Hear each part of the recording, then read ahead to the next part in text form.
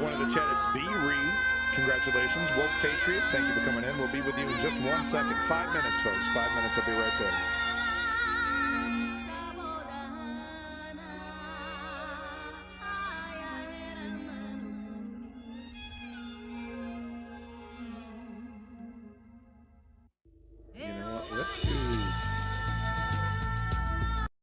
Let's just to spice it up a little bit. Is it the theme? No, yeah, let's get the intro, baby. That's what I'm talking about. It's that good stuff. There we go. Strategy member, welcome in. Okay, I'll be right back, folks.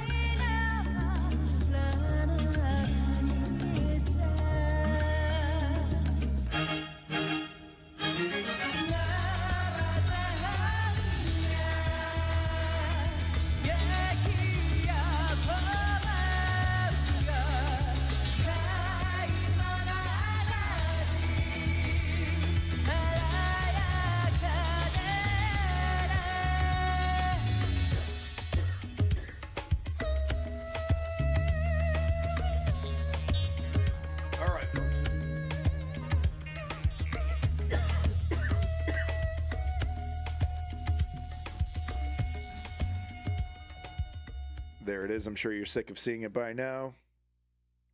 The intro to the PlayStation 1 game, Tenchu 2. Excellent, excellent series, the Tenchu series. Thank you so much, folks, for coming to the News Underground.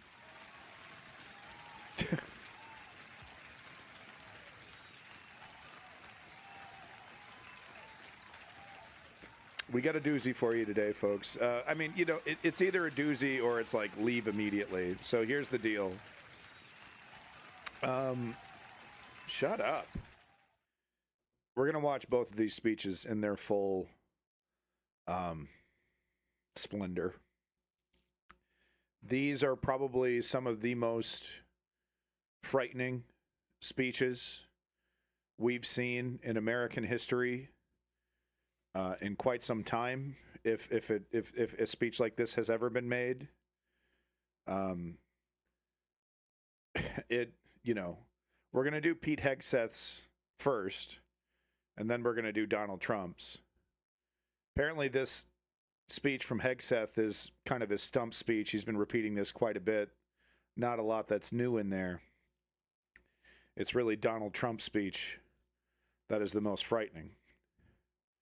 So I've decided we're going to have a little fun here. I already got the general up the top left there face palming it. So that guy's going to be fired probably within the week. There's some pictures going around of the generals, what they looked like when they were hearing this. I don't know what part specifically when this picture was taken, but there's a very good chance that Mr. Facepalm here is going to be fired within the week. I also need to point out that Donald Trump gave them the opportunity to stand up and leave, and none of them did it. None of them. He almost directly told them that their oath doesn't matter, you know, almost directly. Not directly, but almost directly. So anyway, we're going to have some fun here. I got a little counter. Beep, boop, boop, beep, boop, boop, beep. By scary statements, specifically, it means authoritarian statements, fascistic statements, statements that, you know, are harbingers to the authoritarian dictatorship that we seem to be, you know, full steam ahead flying into. Yeah, woke patriot, but they were still too much of a coward. They were still too cowardly to actually do it. They want to fucking kind of basically read my mind. You know, they want to do it in a bitch way, which could be a good sign that Hegseth and Trump just don't have the sack. And that's what I worry about with J.D. Vance, because I think he does have the sack to make, you know, here and now, this is the new pledge. You pledge your allegiance to the president. If you don't like that, walk out right now. This is your opportunity. Maybe we'll get one, you know, maybe one will leave. I honestly, I had more faith. I really did. I was such a sucker. I had more faith in this institution. But here we are, the nightmare scenario. And these guys are folding. How you doing, Carnava? Carnava bunch of numbers.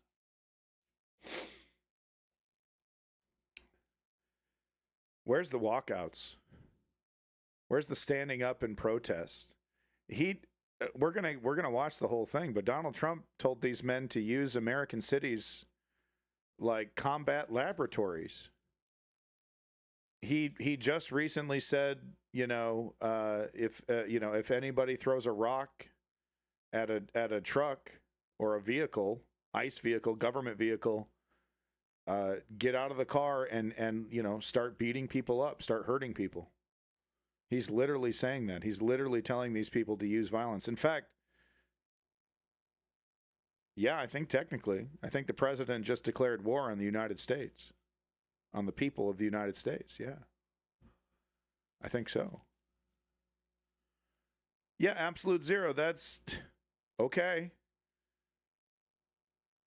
Yeah, okay. But you're walking up. But you took an oath to a constitution, and that's what's important. They're biding their time for the correct moment to act legally against the regime. I hope you're right. You know, I hope you're right, because the alternative is that this is a room full of spineless careerists, pampered careerists. You know, a lot of these guys haven't seen a fucking day of combat. Don't get it twisted.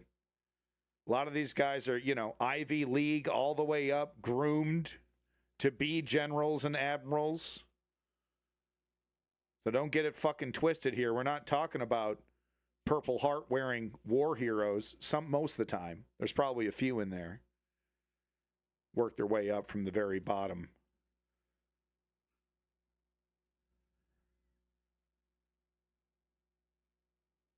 Russia needs to get the fuck out of Ukraine. I hope you would agree. Anyway, let's get to it. Stop wasting time. We're going to start with Pete Hegseth's. And remember, every time I click this, it's a fascistic or authoritarian statement. That's what a scary statement is. Let's get to it. I'm going to do my best not to pause. Now it is my distinct honor to introduce our nation's Secretary of War, the Honorable Pete Hegseth. Honorable, huh? Honorable, huh? Please take your seats.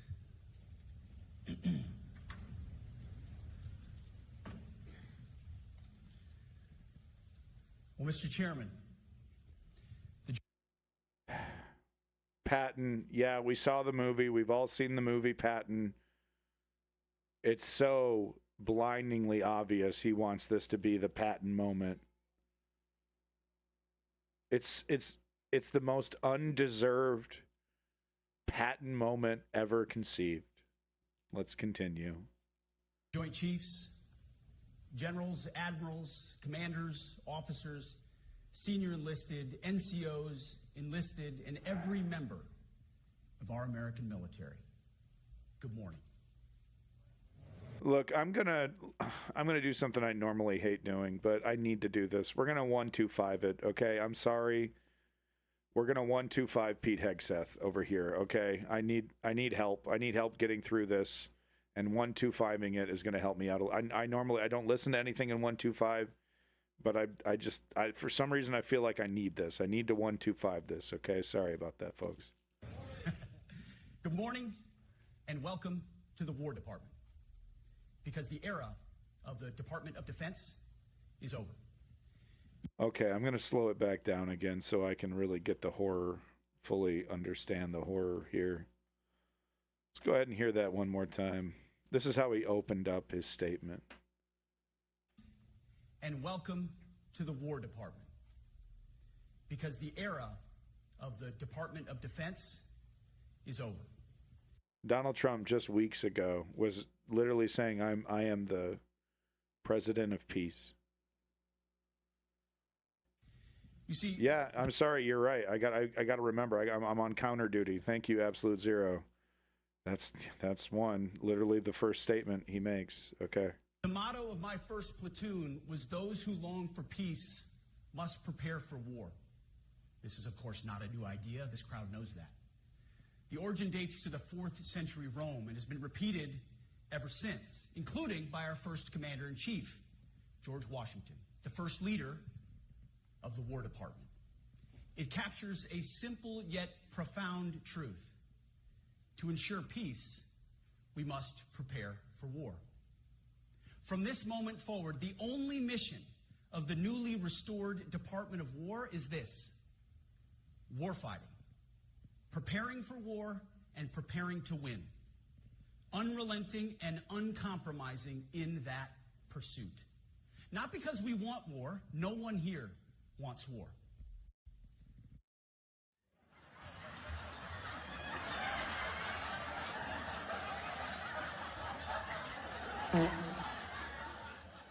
But it's because we love peace. We love peace for our fellow citizens. They deserve peace, and they rightfully expect us to deliver it. No American expects the military to deliver peace on the streets of America. Our number one job, of course, is to be strong so that we can... Unless we're being invaded. That's the caveat, right?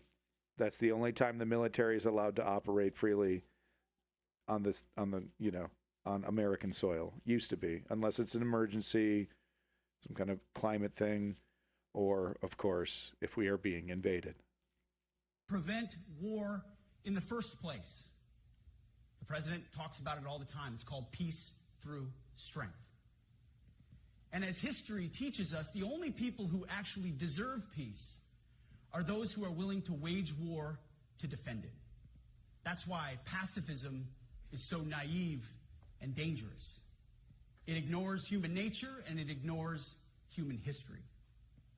Either you protect your people and your sovereignty, or you will be subservient to something or someone. It's a truth. So this is all, pretext to justify preemptive war. Truth as old as time. And since waging war is so costly in blood and treasure, we owe our republic a military that will win any war we choose, or any war that is thrust upon us. Should our enemies choose foolishly to challenge us, they will be crushed by the violence, precision, and ferocity of the War Department. And remember, Donald Trump is now, of course, engaging in this creation of the left, right? And overtly saying this is war. They are defining what enemies are, and they are using that term basically to define tens of millions of American citizens. In other words, to our enemies, F-A-F-O. If necessary, our troops can translate that for you. Another way to put it is peace through strength, brought to you by the warrior ethos. And we are restoring both. As President Trump has said, and he's right, we have the strongest, most powerful, most lethal, and most prepared military on the planet. That is true, full stop. Nobody can touch us. It's not even close. This is true largely... unless you are a Vietnamese guerrilla in a jungle, or a barely literate theocratic maniac in the middle of a desert who thinks you're Russian, doesn't even know why you're there, except for those kind of things. Of course, he would just say, well, we lost those wars because we weren't willing to genocide everyone in Iraq and Afghanistan, and we weren't willing to drop a nuke on the Vietnamese, right? That's what Pete would say, is that, well, that's why we lost, is that we didn't have this warrior ethos. Because of the historic investments that he made in his first term, and we will continue in this term. But it's also true because of the leaders in this room and the incredible troops that you all lead. But the world, and as the chairman mentioned... Incredible troops. Now let me tell you how they're fat and disgusting, and they need to work out and put a bunch of freaky, weird, pseudo-fascist Christian fucking domination tattoos all over their body. Then they'll be real men. Oh, also get shit-faced every opportunity. Our enemies get a vote. You feel it, I feel it. This is a moment of urgency, mounting urgency. Enemies gather, right. Threats grow. Crisis manufactured, solution found. There is no time for games. We must be prepared. If we're going to prevent and avoid war, we must prepare now. We are the strength part. Yeah, 86. Through strength. There's a lot to say about either Vietnam. We're ready to win or we are not.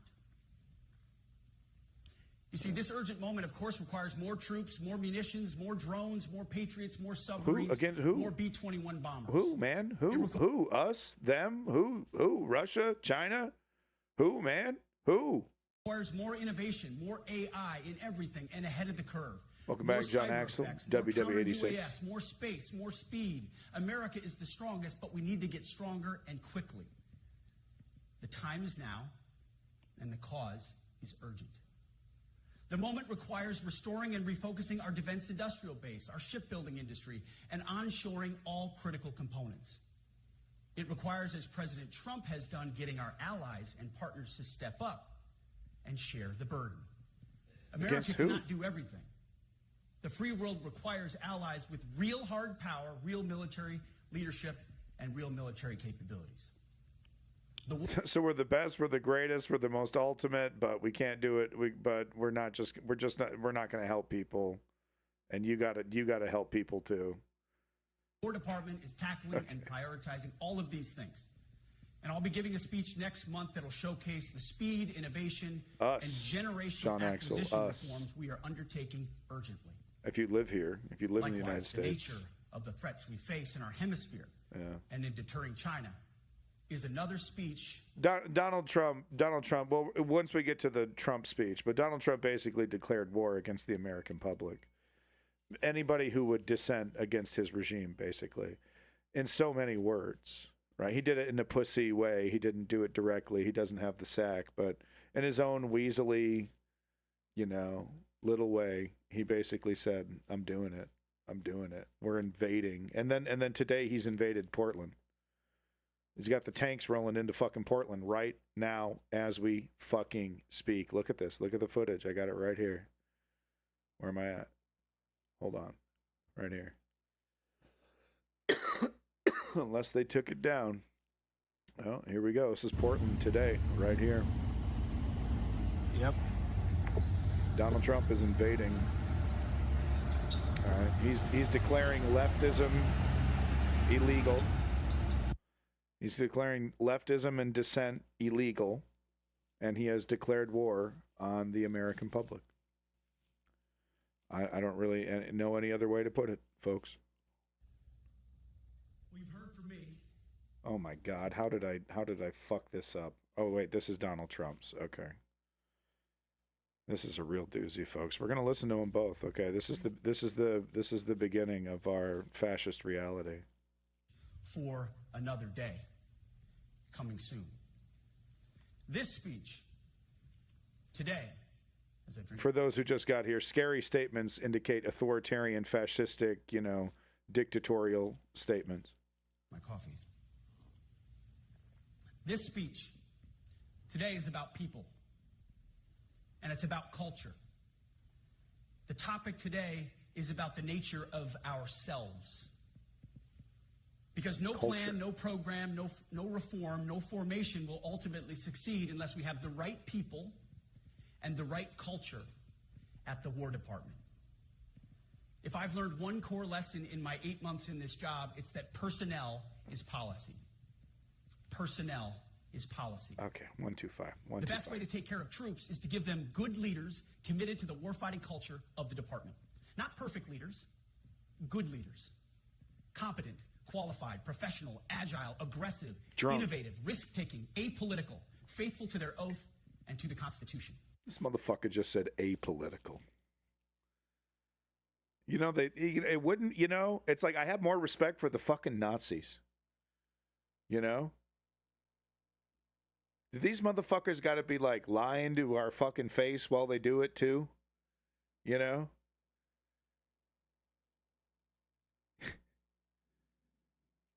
It's the spit in the face, man.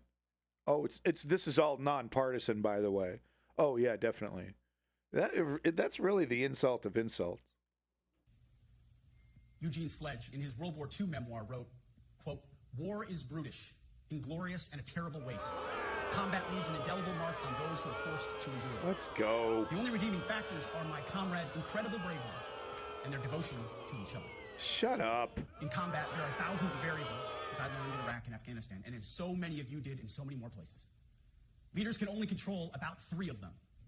You control how well you're trained, mostly how well you're equipped, and the last variable is how well you lead. After that, you're on your own. Our warfighters are entitled to be led by the best and most capable leaders. That is who we need you all to be. Even then, in combat, even if you do everything right, you may still lose people because the enemy always gets a vote. We have a sacred duty to ensure that... Hey, John Axel, do me a favor. You want to know what the Democrats said? Take your shirt off, form your hand in the shape of a cup, stick it underneath your armpit, and just vigorously thrust. Wetting your hand, wetting your armpit helps a little bit, but just vigorously thrust. Hopefully you'll get the right connection there to simulate a flatulence sound, and just vigorously make that flatulence sound with your armpit, and that'll give you some idea of the recent statements from the Democratic Party. Our warriors are led by the most capable and qualified combat leaders. This is one thing you and I can control, and we owe it to the force to deliver it. No problem, John Axel. For too long, we have simply not done that. The military has been forced by foolish and reckless politicians to focus on the wrong things. In many ways, this speech is about fixing decades of decay. Some of it obvious, some of it hidden. Or as the chairman has put it, we are clearing out the debris, removing the distractions. The debris is, of course, woke. Anybody who believes in human rights, anybody who believes, I guess, Wounded Knee wasn't a tragic incident in American history, Oh, you don't think, bro? You don't think killing kids is based? You don't think running kids down on horseback is base, bro? I don't know if you're fucking U.S. military material, bro. It's not very based, bro. That's how the military is going to be talking, man. It's all going to be a bunch of fucking broccoli-headed psychopaths. Yeah, man, yeah, bro, we got to get rid of these brown people. N-words, you know, and we could say N-words again in the military. Hell yeah, high five. Fucking nightmare, man. Clearing the way for leaders to be leaders. You might say we're ending the war on warriors. I heard someone wrote a book about that. Make him stop. Please, God, make it stop. For too long, we've promoted too many uniformed leaders for the wrong reasons. It's not based on done. their race. Oh, no, that's the nightmare. This doesn't end, Timber. There's no end to this. Your only choice is to fight. There's no end. Doesn't stop. There's no waking up. Based on gender quotas, based on historic so-called firsts. We've pretended that combat arms and non-combat arms are the same thing. We've weeded out so-called toxic leaders under the guise of double-blind psychology assessments, promoting risk-averse, go-along-to-get-along conformists instead. Right. You do that to avoid racial and sexual bias, right? Which is, well, that doesn't make any sense. People with penises are vastly superior. Right. Okay. You name it, the department did it. Foolish and reckless political leaders set the wrong compass heading, and we lost our way. Timber, I completely fucking disagree with you. Almost slipped up there. No, I wildly disagree with. My name is abandoned nihilism. If you expect some kind of cookie or back rub for lying on your fucking belly and allowing the oligarchy to stab you straight in the face, if you want my congratulations for being a worm, for being a doormat that gets stepped on every single day of his life, or her life, or their life, whoever you are. If you expect some kind of cookie or pat on the back for you giving up, you found the wrong fucking channel. Now get the fuck out of my sight. We became the woke department, but not anymore. Get the fuck out of my sight. Right now, I'm looking out at a sea of Americans who made a choice when they were young men and young women to do something most Americans will not, to serve something greater than yourself, to fight for God and country, for freedom and the Constitution. You made a choice to serve when others did not, and I commend you. You are truly the best of America. But this does not mean, and this goes for all of us, that our path to this auditorium on this day was a straight line, or that the conditions of the formations we lead are where we want them to be. You love your country, and we love this uniform, which is why we must. Welcome back, Chilling Jazz. We just have to be honest. We have to say with our mouths what we see with our eyes, to just tell it like it is in plain English. Conservatives love to coach their ignorance in common sense, right? Just believe your base instincts. Don't use your mind. Don't be enlightened. Right? Just trust your base urges and instincts. This is where the pedophilia comes in, huh? To point out the obvious things right in front of us. That's what leaders must do. We cannot go another day without directly addressing the plank in our own eye, without addressing the problems in our own commands and in our own formations. This administration has done a great deal from day one to remove the social justice, politically correct, and toxic ideological garbage that had infected our department, to rip out the politics. No more identity months, DEI offices, dudes in dresses. No more climate change worship. No more division, distraction, or gender delusions. No more debris. As I've said before, and will say again, we are done with that shit. Wow. It would behoove a smart military to acknowledge the reality of climate change and prepare around that.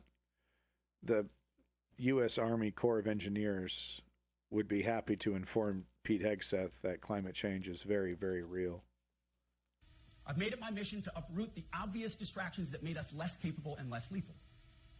That said, the War Department requires the next step. Underneath the woke garbage is a deeper problem, and a more important problem that we are fixing and fixing fast. Common sense is back at the White House, so making the necessary changes is actually pretty straightforward. President Trump expects it. And the litmus test for these changes is pretty simple.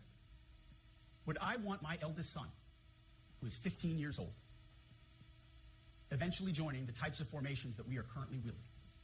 If in any way the answer to that is no, or even yes, but, then we're doing something wrong.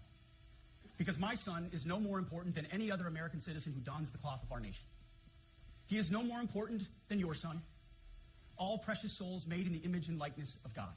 Every parent deserves to know that their son or their daughter that joins our ranks is entering exactly the kind of unit that the Secretary of War would want his son to join. We're literally, just a few years away from him saying, the military is blessed by God, that what the military is doing is God's will. We're just one step away, just a couple years. If they solidify this and make it permanent, we're just a couple years away from this being, this is all a God's mission. This is why we have to invade Greenland, yada yada yada. Think of it as the golden rule test. Jesus said, "Do unto others that which you would have done unto yourself." It's the ultimate simplifying test of truth. The new War Department golden rule is this: do unto your unit Lumencast, as you would have done unto your own child's unit. Well, I mean, just as we're close to, this turning into a theocratic thing, we're also very close to them just, firing up the draft. So, that's the recruitment numbers issue that, you can just do hey, I know a guy in Russia who's doing a kind of recruitment that we could try. And we got a bunch of ideas from the Kremlin we could try here in the United States to bump up those numbers in the future war in Venezuela. I don't know. Would you want him serving with fat or unfit or undertrained troops? Or alongside people who can't meet basic standards? Or in a unit where standards were lowered so certain types of troops could make it in? Links. In a unit indeed. where leaders were promoted for reasons other than merit, performance, and warfighting? The answer is not just no, it's hell no. This means at the War Department, first and foremost, we must restore a ruthless, dispassionate, and common sense application of standards. I don't want my son serving alongside troops who are out of shape, or in combat unit with females who can't meet the same combat arms physical standards as men, or troops who are not fully proficient on their assigned weapons, platform, or task, or under a leader who was... It's not fascistic what he just said, it was sexist, so if you're wondering why the counter isn't moving. The first, but not the best. Standards must be uniform, gender neutral, and high. If not, they're not standards. They're just suggestions. Suggestions. Oh yeah, Lumencast. It'd get a lot of people activated. When it comes to combat arms units, and there are just many like it different did in stripes Vietnam. across our joint force, the era of politically correct, overly sensitive, don't hurt anyone's feelings leadership ends right now. At every level, either you can meet the standard, either you can do the job, either you are disciplined, Steve. fit, and trained, or you are out. And that's why today, at my direction, and this is the first of 10 Department of War directives. So apparently this is very similar to what happened in Trump 1. This is, according to some analysts, this is actually, he literally technically announced nothing new. That are arriving at your commands as we speak and in your inbox. Today, at my direction, each service will ensure that every requirement for every combat MOS, for every designated combat arms position, returns to the highest male standard only. Male standard only. Okay, right. Because everybody in the military, all the computer guys, the engineers, the experts, we all have to be buff Arnold Schwarzeneggers, according to this guy. All of it, all of them, every single one of them. They all got to be super buff, getting laid, alpha male broskies, broscaronis. Or else they're just not down. They're just not cool enough to be in the club anymore, guys. You got to go. Bye, nerd. Who cares? Who cares if you know how to program a missile? I know how to hit a button and fire a missile. Oh, wait a minute. The missile doesn't fire correctly. Where are the nerds at? Oh, they're banging my wife? Oh. Gonna drink some more. because this job is life or death. I've lost Standards all must be met. respect, And Simply not just Steve. met, at every level, we should I've seek to lost exceed all the standard, respect. to push the envelope, to compete. It's common sense. And core to who we are and what we do, it should be in our DNA. Today, at my direction, we are also adding a combat field test for combat arms units that must be executable in any environment at any time and with combat equipment. I mean, I'm actually okay with this. This is going to lead to mass resignations, maybe. I don't know. Maybe it will. What I've heard from other military people in the comments and whatnot is that this kind of stuff in the military happens all the time. You got to pump up the exercise and, get whip you into shape, and we're going to do this and we're going to do that. And then everything kind of falls through. No one, people kind of do it for a little bit. Nothing really happens because it's such a big, thing. It's nearly impossible to make these kind of mass radical changes, right? So it kind of just goes over like a fucking wet fart, and then a couple years later, it's like no one's even worrying about it. Everyone's just doing their job again. So this is kind of a normal occurrence in the military, according to what I've read. These tests, they'll look familiar. They'll resemble the Army Expert Physical Fitness Assessment or the Marine Corps Combat Fitness Test. Gotta be I'm also directing that warfighters in combat jobs execute their service fitness test at a gender-neutral, age-normed male standard. Everyone needs to know how to 70%. ride a snowboard. It all starts with physical fitness and appearance. If the Secretary of War can do regular hard PT, how you doing, so can female every units? member of our Welcome joint back. force. Hex and Hammer as well. Frankly, it's tiring to look out at combat formations, or really any formation, and see fat troops.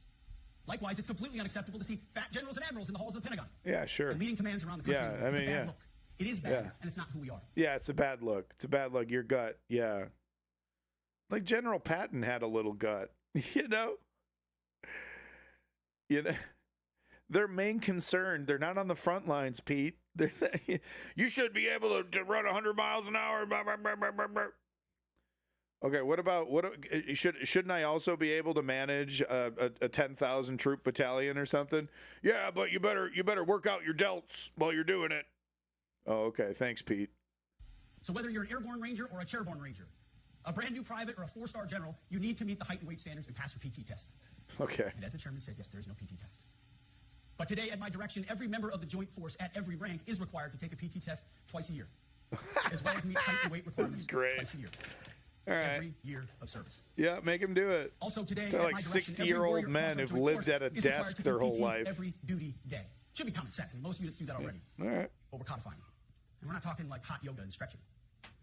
Real hard PT, either as a unit or as an individual. Right. At every level, from the joint These chiefs to everyone in this room to the youngest private. Wow, everyone in the room, all the generals, admirals. We're talking about like desk jockeys. Remember, I showed you the photo, right?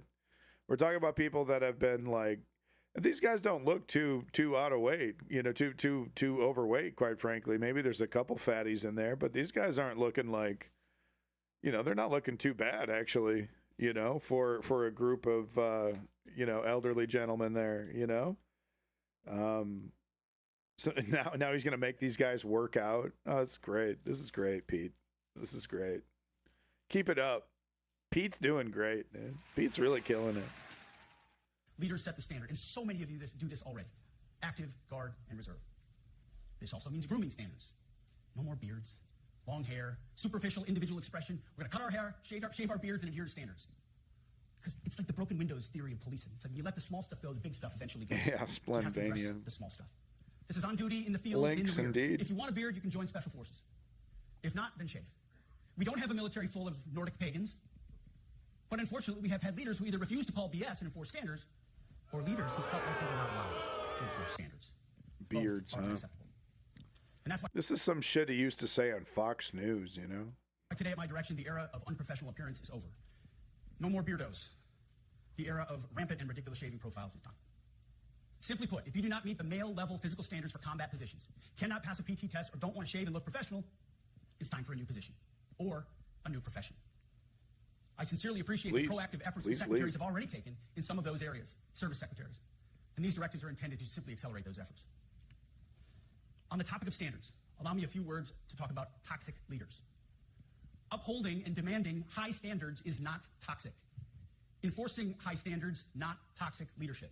Leading warfighters toward the goals of high, gender-neutral, and uncompromising standards in order to forge a cohesive, formidable, and lethal Department of War is not toxic. Imagine dying for this son of a bitch. Imagine dying in one of this bastard's wars. This little punk ass bitch. Can you imagine that? Imagine dying for this son of a bitch. It is our duty, consistent with our Constitution. Welcome back, Seneca. Real toxic leadership is endangering subordinates with low standards. Real toxic leadership is promoting people based on immutable characteristics or quotas, instead of based on merit. Shit. Real Who toxic fucking leadership cares? is promoting destructive ideologies that are an anathema to the Constitution Who and the laws of fucking nature and nature's God, cares? as Thomas Jefferson wrote in the Declaration of Independence. The definition of toxic has been turned upside down, and we're correcting that. That's why today, at my direction, we're undertaking a full review of the department's definitions of so-called toxic leadership, bullying, and hazing, to empower leaders to enforce standards without fear of retribution or second guessing. Of course, you can't do like nasty bullying and hazing. We're talking about words like bullying and hazing and toxic. They've been weaponized and bastardized inside our formations, undercutting commanders and NCOs. No more. Setting, achieving, and maintaining high standards is what you all do. And if that makes me toxic, then so be it. Second, today at our direction, we're ensuring that every service, every unit, every schoolhouse, and every form of professional military education conduct an immediate review of their standards. Now, we've done this in many places already. I mean, the good news is that, you know, if they really have the sack to go as far as they want to go, no one's gonna. There's no allegiance to this. You know what I mean? Like, this is not fostering goodwill. This isn't, you know, this isn't even like, because he thinks he's exuding leadership and he's showing professionalism and everything, and it's like it couldn't be it's the exact opposite. It's the exact opposite. The people that are sitting there think this man is a total fucking clown, has no right to be there, doesn't know what he's talking about, and here he is, utterly obsessed with aesthetics, talking about nonpartisanship when the only fucking reason he's there is because of partisanship. But today, it goes across the entire Department of War. Any place where tried and true physical standards were altered, especially since But they all 2015, sat when there and combat arms they took standards it were nice changed and to ensure quiet. females could qualify, Nice must be and returned quiet. to their original standard. They just sat Other there and standards have took been it. manipulated to hit racial quotas as well, which is just as unacceptable. This too must Welcome end. back, Absolute Zero. I have no as it must for respect all for this merit-based. institution. Here are two basic frameworks I urge you to pursue in this process. Standards I call, my staff's heard all about them, the 1990 test and the E6 test. The 1990s test is simple. What were the military standards in 1990? And if they have changed, tell me why. Was it a necessary change based on the evolving landscape of combat? Or was the change due to a softening, weakening, or gender-based pursuit of other priorities? 1990 seems to be as good a place to start as any. And the E6 test. It's nonpartisan, but he's ask yourself, absolutely does what you're doing obsessed make the leadership, with accountability, identity and lethality issues. efforts of an E6, or frankly an 03, does it make it easier or more complicated? Does the change in power staff sergeants, petty officers, and tech sergeants to get back to basics? The answer should be a resounding yes. The E6 test, or 03 test, clarifies a lot, and it clarifies quickly. Because war does not care if you're a man or a woman. Neither does the enemy. Nor does the weight of your rucksack, the size of an artillery round, Funny or one, the body weight of a Splendivania. casualty on the battlefield who must be carried. Welcome back, I want to be Elaney. very clear about this. This is not about preventing women from serving. We very much value the impact of female troops. Our female officers and NCOs are the absolute best in the world. But when it comes to any job that requires physical power to perform in combat, those Welcome physical back, standards Gaius. must be high and gender neutral.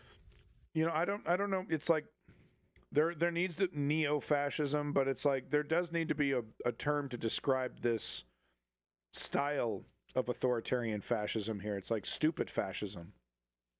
You know, it really is. It really is just like a stupid person's version of an authoritarian dictatorship. It's like they just read the cliff. They got halfway through the cliff notes, then got drunk and it's like, okay, I get it. It's good enough.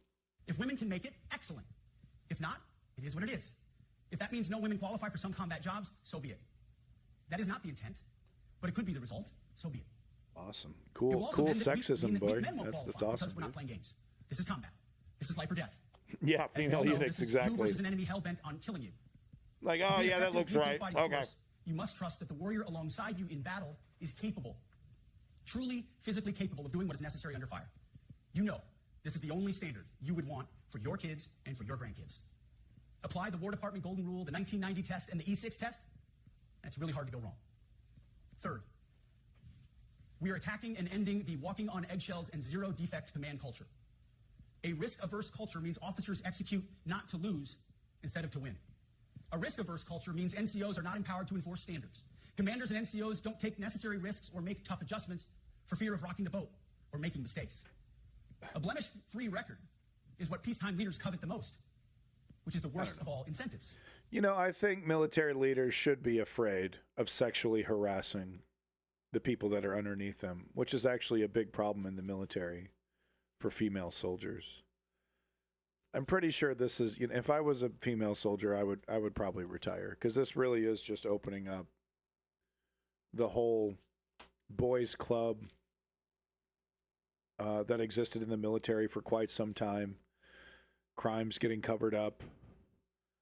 You know, boys being boys. You know, oh, you know, this, if you can't handle it, you can't handle, you know, being one of the guys, you can't handle being gang raped.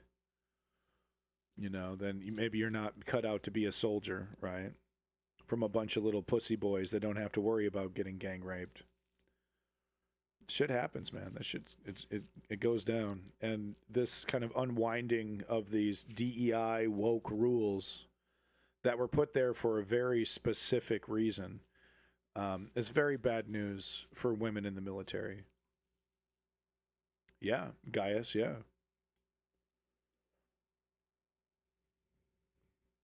WW86, the reason why he seems so on point is that this is apparently a kind of his stump speech that he gives, that he's given outside of the military, before this job and after this job. This is kind of the thing that, so this is actually well worn.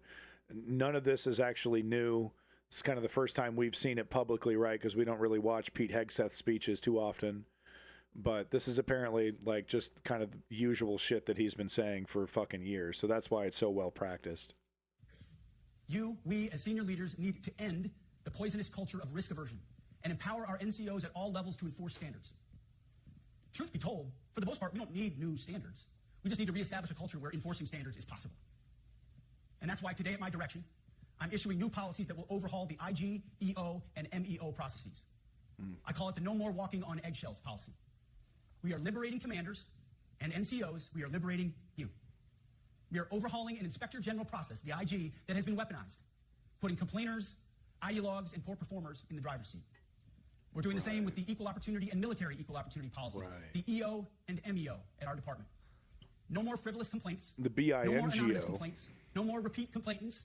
No more smearing reputations. No more endless waiting. No more legal limbo. No more repeat complainants.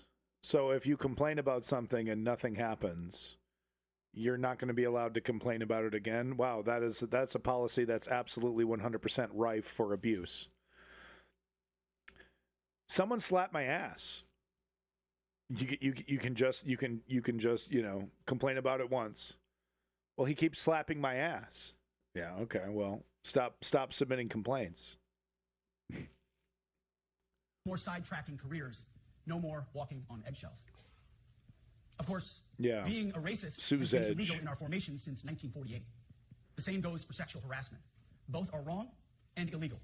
Those kinds of infractions will be ruthlessly enforced. But telling someone to shave or the language is so interesting. The ruthlessly enforced. What does that even mean? Ruthlessly, right? We just see Donald Trump yet recently with the full force, nebulous full force. What is that supposed to mean? You're going to put Americans in the hospital? Like, what does that mean? Ruthless. Haircut or to get in shape or to fix their uniform or to show up on time or to work hard. That's exactly the kind of discrimination we want. We are not civilians. You are not civilians. You are set apart for a distinct purpose. So we as a department need to stop acting and thinking like civilians and get back to basics. Yeah, and put the power back in the hands of commanders and NCOs. Get back to commanders discrimination. And NCOs who make life and death decisions. Commanders and NCOs who enforce standards and ensure readiness. Commanders and NCOs who in this War Department have to look in the mirror. Splendivania, 100%. My kids, your kids, America's sons and daughters. So I urge you all here today and those watching, take this guidance and run with it. The core of this speech is the 10 directives we're announcing today. They were written for you, for Army leadership, for Navy leadership, for Marine Corps leadership, for Air Force leadership, Space Force leadership. These directives are designed to take the monkey off your back and put you, the leadership, back in the driver's seat. Move out with urgency because we have your back. I have your back. And the Commander-in-Chief has your back. Yeah. And when we give you this guidance, we don't listen to you. Can I hit it bareback? Yo. It's the nature of leadership. But you should not pay for earnest mistakes for your entire career. And that's why today, at my direction, We're making changes to the retention of adverse information on personnel records that will allow leaders with forgivable, earnest, or minor infractions to not be encumbered by those infractions in perpetuity. People make honest mistakes, and our mistakes should not define an entire career. Otherwise, we only try not to make mistakes. Right. So no exception for sexual assault. I mean, this is literally just like, oh, the boys are back in town. Sexual assault's back on the menu. That's what this is going to lead to: rampant sexual assault within the military. I guarantee it. It's not the business we're in. We need risk takers and aggressive leaders and a culture that supports you. Fourth, must be grin. Will be based on one thing: merit. Colorblind, gender neutral, merit based. The entire promotion process, including evaluations of warfighting capabilities, is being thoroughly re-examined. We've already done a lot in this area, but more changes are coming soon. We'll promote top performing officers and NCOs faster and get rid of poor performers more quickly. Evaluations, education, and field exercises will become real evaluations, not box checks, for every one of us at every level. These same reforms happened before World War II as well. General George Marshall and Secretary of War Henry Stimson did the same thing. And we won a world war because of it. As it happens, when he started the job, Chairman Kane gave me a frame and a photo to hang in my office. A matching frame and photo hangs in his. Because they're rapists, Ribbons. Welcome back. World War II. They're rapists. Those two leaders famously kept the door open between their offices for the entirety of the war. They worked together, civilian and uniform, every single day. Chairman Kane and I do the same. Welcome back, There's no Sells, daylight between us. Our doors are always open. Our job together is to ensure our military is led by the very best, ready to answer the nation's call. Fifth, as you have seen, and the media has obsessed over, I have fired a number of senior officers since taking over. The previous chairman, other members of the Joint Chiefs, combatant commanders, and other commanders. The rationale for me has been straightforward. It's nearly impossible to change a culture with the same people who helped create or even benefited from that culture, even if that culture was created by a previous president and previous secretary. My approach has been simple. When in doubt, assess the situation, follow your gut, and if it's the best for the military, make a change. We all serve at the pleasure of the president every single day. I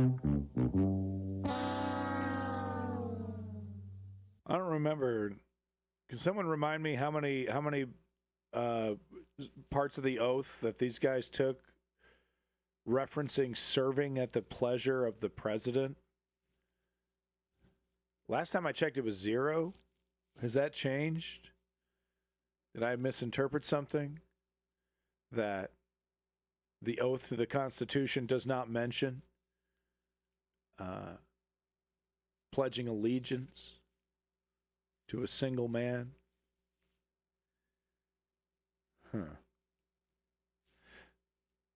Must be that TDS kicking in. Change. We all serve at the pleasure of the president every single day. But in many ways, it's not their fault. It's not your fault. As foolish and reckless as the woke department was, those officers were following elected political leadership. Woke department. So he's talking about, especially there was one general as a person of color, in charge of some DEI initiatives trying to weed out racism and sexual assault, heaven forbid. An entire generation of generals and admirals the base were told department, that they must parrot the insane fallacy that, quote, our diversity is our strength. Of course, we know our unity is our strength. They had to put out dizzying DEI and LGBTQI plus statements. They were told females and males are the same thing, or that males who think they're females totally normal.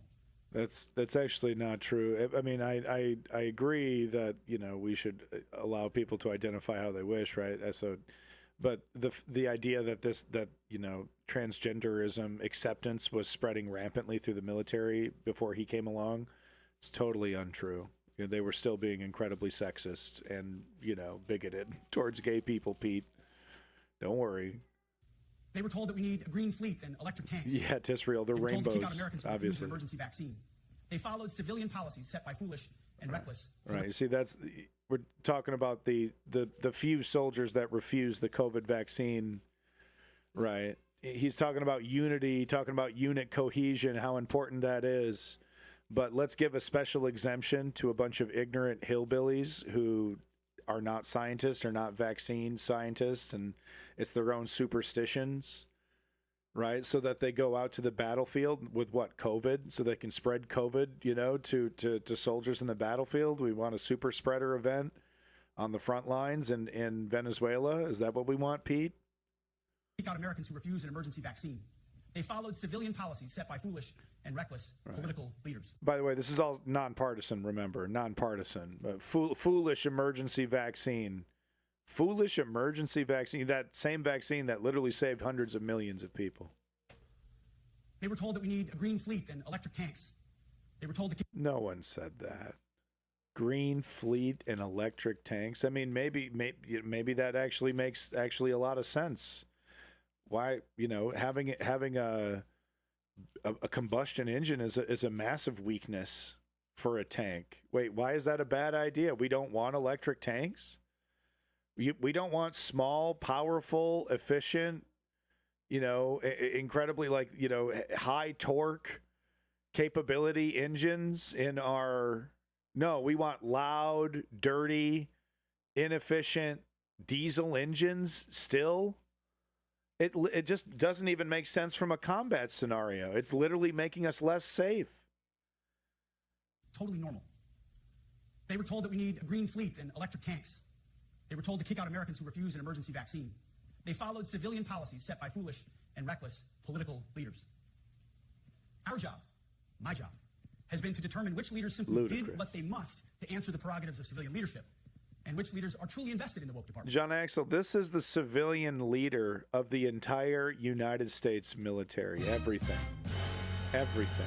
The nukes, the fucking Navy, the fucking Air Force, the fucking Space Force, the fucking underground mole people force. No one knows about that one. Some badasses in the mole men. Don't shine a flashlight on them, though. They hate that shit. And therefore incapable of embracing the War Department and executing new lawful orders. That's it. It's that simple.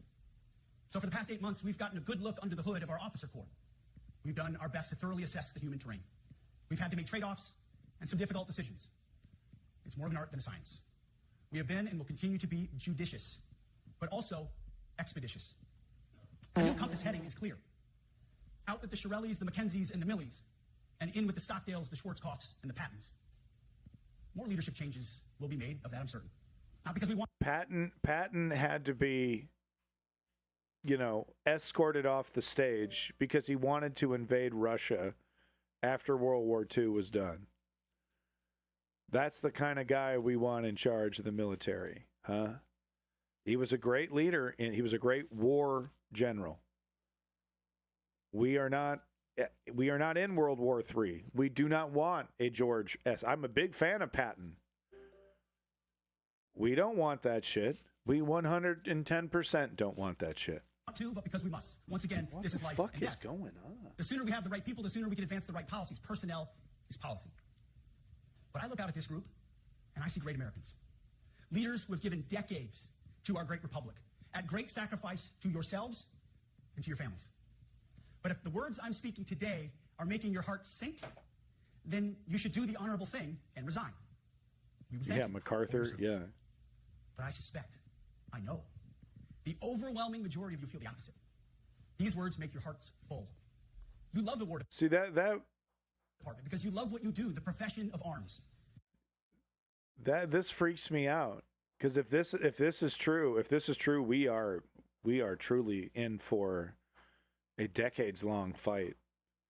If the military establishment is mostly down with fascism and policing Americans, and only a small handful are like, hey, I remember taking an oath against all this, but if what he says is true, and these guys are like super crazy stoked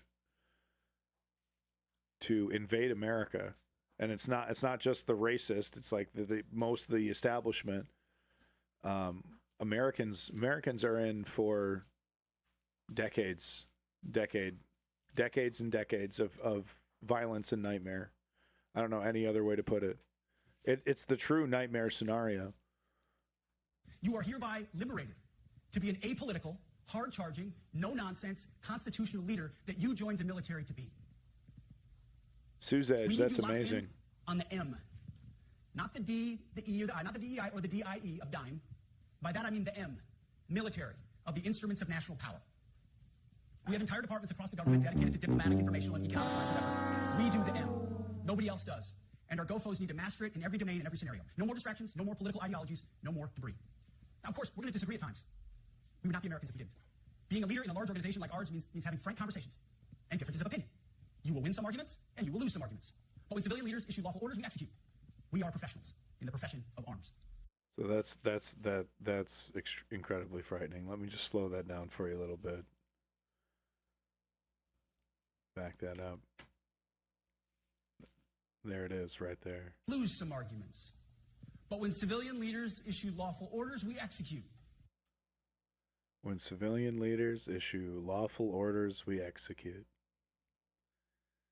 The invasion of America is going to be 100% lawful. Supreme Court is going to say it's good. Lower courts will do what they're told, right? Or get destroyed. You know, Americans will be tracked down, kidnapped, and disappeared, and it will be 100% lawful.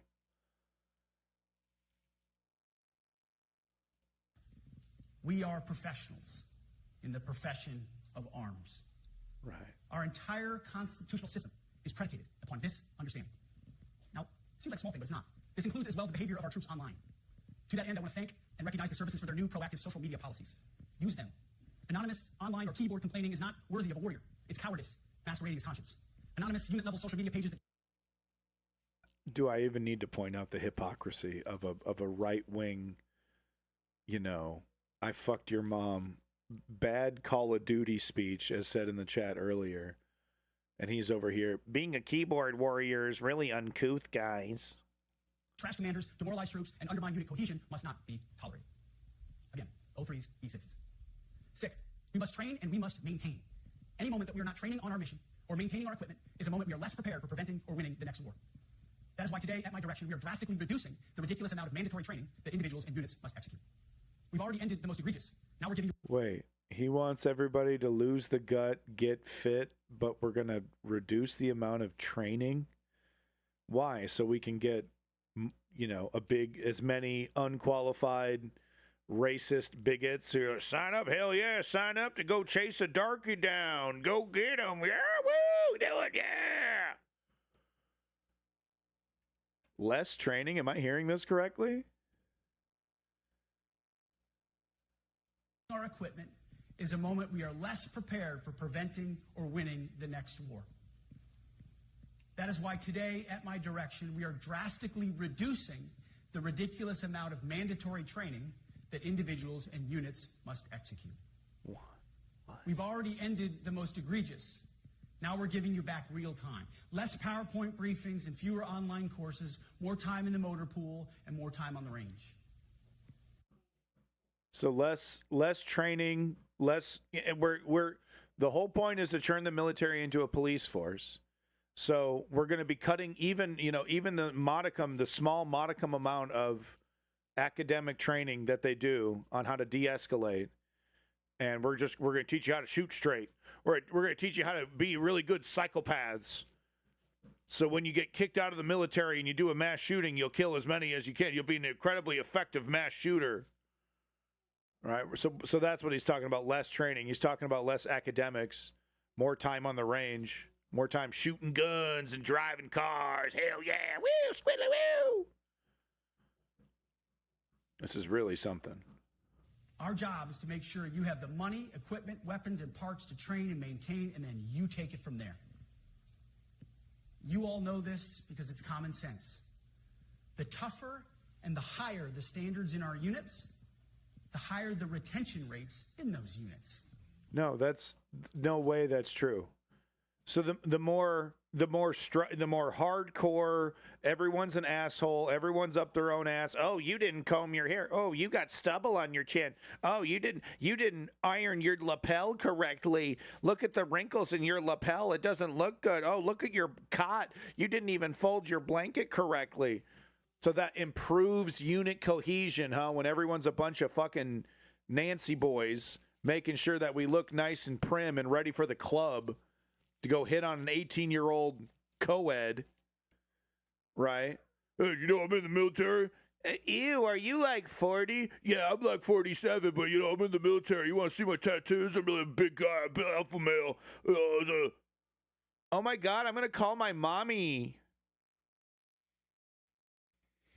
Warriors want to be challenged. Troops want to be tested. When you don't train and you don't maintain, you demoralize. And that's when our best people decide to take their talents to the civilian world. The leaders who created the woke department have already driven out too many hard chargers. We reverse that trend right now. Right. There is no Okay. world in which So high-intensity war because you can't pinch ass anymore, and you can't treat people like complete crap, and just abuse people basically that are underneath you. Lost a lot of top talent, a lot of top sociopaths, a lot of bros I used to drink with. Man, they're like, it's too woke, bro. I couldn't even sexually assault my underling. It's fucking crazy, bro. exist without pain, I agony, miss and the tragedy. days of Mad Men. You're in a dangerous line of work. You are in a dangerous line of work. We may lose good people, but let no warrior cry out from the grave, if only I had been properly trained. We will not lose warfighters because we fail to train or equip them or resource them. Shame on us if we do. He Train like the literally just said, "I'm going to reduce training." What the fuck, man? It's meandering, it's rambling, and it's contradictory. Within seconds, it's contradictory. We got to reduce that training, cut the fat. We're going to increase the training, get you fat boys warking. lives depend on it, because they do. To that point, basic training is being restored to what it should be: scary, tough, and disciplined. We're empowering drill sergeants to instill healthy fear in new recruits, ensuring that future warfighters. Right. Okay. Yes, they Yeah. do. Some more of that stupid frat boy abuse that actually didn't work, that didn't create good soldiers. Bunch of that shit. Right. Right. Yeah. So churn boot camp into frat 2.0, hazing rituals, and all the like. Right. Because that's what he wants. Only real soldiers bend over and take it from their commander. Come on. That's what he wants, man. That's what he fucking wants. They're so gay about it. Come on, show me your, come on, show it, whip it out, soldier. You got to do what I say, or else you're not going to be part of the club. They can swear, and yes, they can put their hands on recruits. This does not mean they can be reckless or violate. And yes, they can put their hands on recruits. Come on with this. A little bit's okay. But I get it. Like, I don't know. If your soldiers, putting your hands on these guys, yeah, I think that should be allowed. We are talking about getting these guys ready for the hardest job in the world, frontline combat. But he's not talking about that. Like I said, he's talking about frat boy style hazing rituals and the like. Yes, they can shark attack, they can toss bunks, they can swear, and yes, they can put their hands on recruits. This does not mean they can be reckless or violate the law, but they can use tried and true methods to motivate new recruits, to make them the warriors they need to be. Back to basics at basic as well. Of course, and this basic training is not where mission readiness should end. The nature of the evolving threat environment demands that everyone, in every job, must be ready to join the fight if needed. I'm going to go ahead and give that Marine one Corps a is click. every Marine a rifleman. It means that everyone, regardless of MOS, is proficient enough to engage an enemy threat at sea, in the air, or in a so-called rear area. We need to ensure that every member of our uniformed military maintains baseline proficiency in basic combat skills, especially because the next war, like the last, will likely not have a rear area. Finally, as President Trump rightly pointed out when he changed the department name, the United States has not won a major theater war since the name was changed to the Department of Defense in 1947. One conflict stands out in stark contrast: the Gulf War. Why? Well, there's a number of reasons, but it was a limited mission with overwhelming force and a clear end state. But why did we execute and win the Gulf War the way we did in 1991? There's two overwhelming reasons. One was President Ronald Reagan's military buildup gave an overwhelming... So this is actually quite frightening, because it sounds like, hey, we can do Venezuela just like we did the Gulf War. In, out, good to go. We'll declare victory. Let's not forget the chaos that preceded, that followed the Gulf War. There was a massive power vacuum, and we had to come back. Turns out helping them, assisting, arming the Mujahideen or whatever the fuck Donald Rumsfeld did the first time wasn't that great of an idea. Stirred up a hornet's nest that we weren't ready. Like two attempts weren't enough to placate that region. So no, the Gulf War.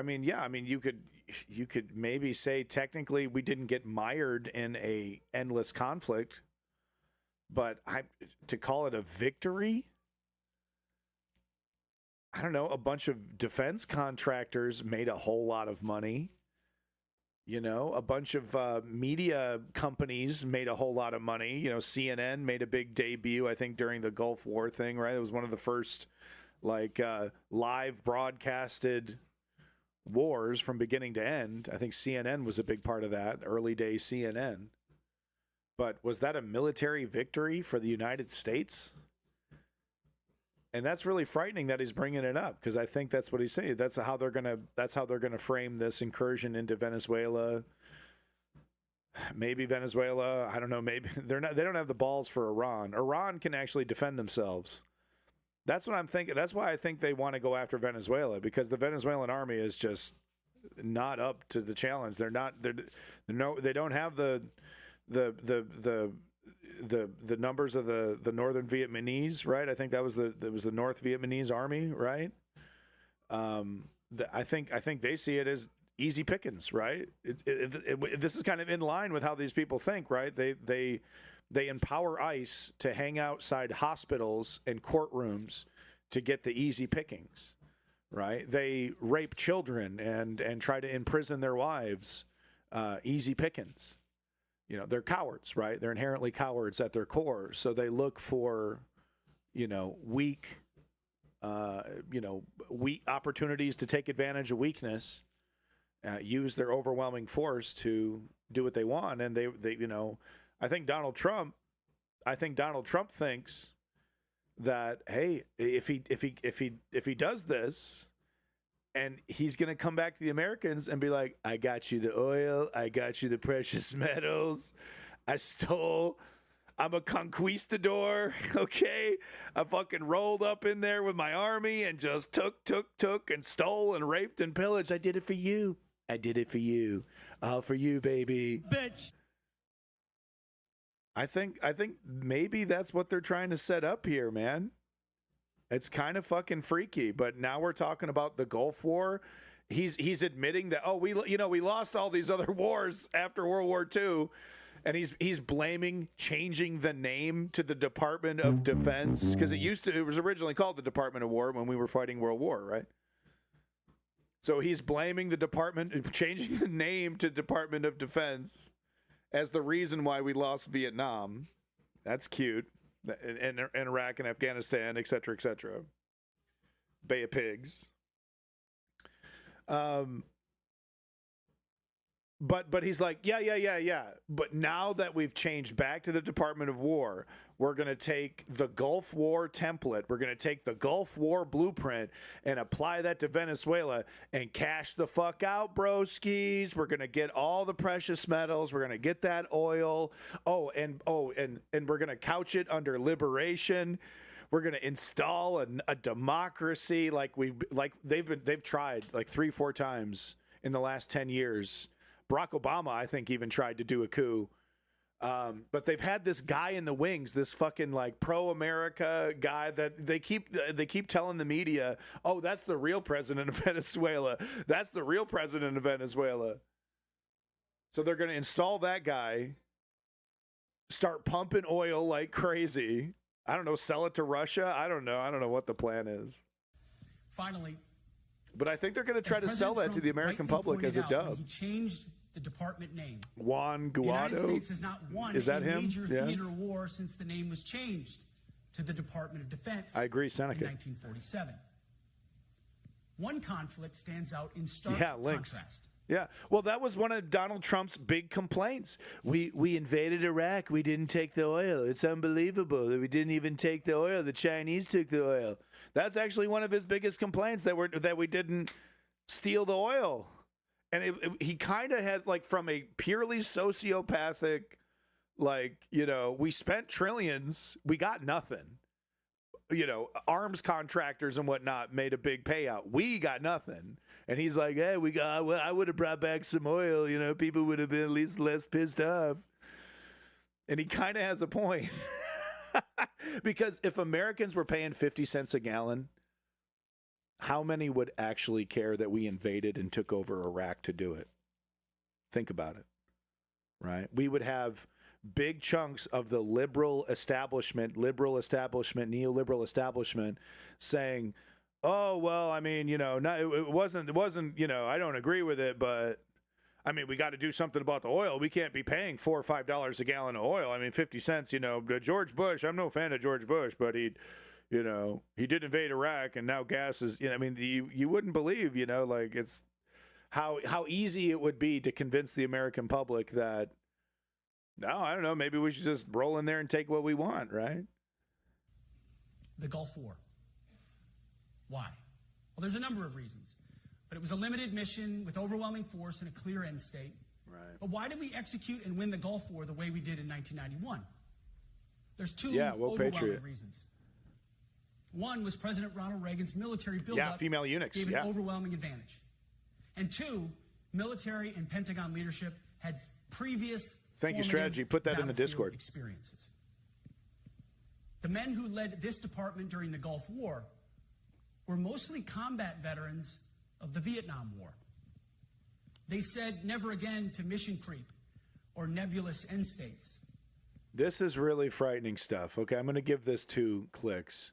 This is really frightening stuff because I think they think that they can pop into Greenland or pop into Venezuela. I think they're looking at Venezuela because, like, going to Greenland, yeah, I mean, like, but going into Venezuela, you're going to have more allies look the other way. Going into Greenland, the whole world's against you. Every single one, dude. But you pop into Venezuela, you make it look like it's an anti-terrorist thing. You make a big argument that this is a security thing. You know, you ideally you would engineer some kind of false flag to justify it if you were smart. You could get some European support, or at the very least, you could get Europeans to just not, overtly disagree with you, right? Well, they'd wag their finger, but they wouldn't actually like start the process of sanctions and dumping bonds or whatever the hell, punishing the actual country, right? Less European countries would trip over Venezuela than Greenland. The same holds true today. Our civilian and military leadership is chock full of veterans possibly from Iraq and Afghanistan. Oh, no. So you're saying a good chunk of them are Iraq, Afghanistan. Who say never again to nation building and nebulous end states. Right. This clear-eyed view, all the way in the White House, combined with President Trump's military buildup. So let's do like we're gonna avoid quagmires. We're gonna avoid nation building. So let's go into Venezuela. Why? To do both things? Because you're not going to get the resources popping in and out, doing a quickie massacre, then popping out.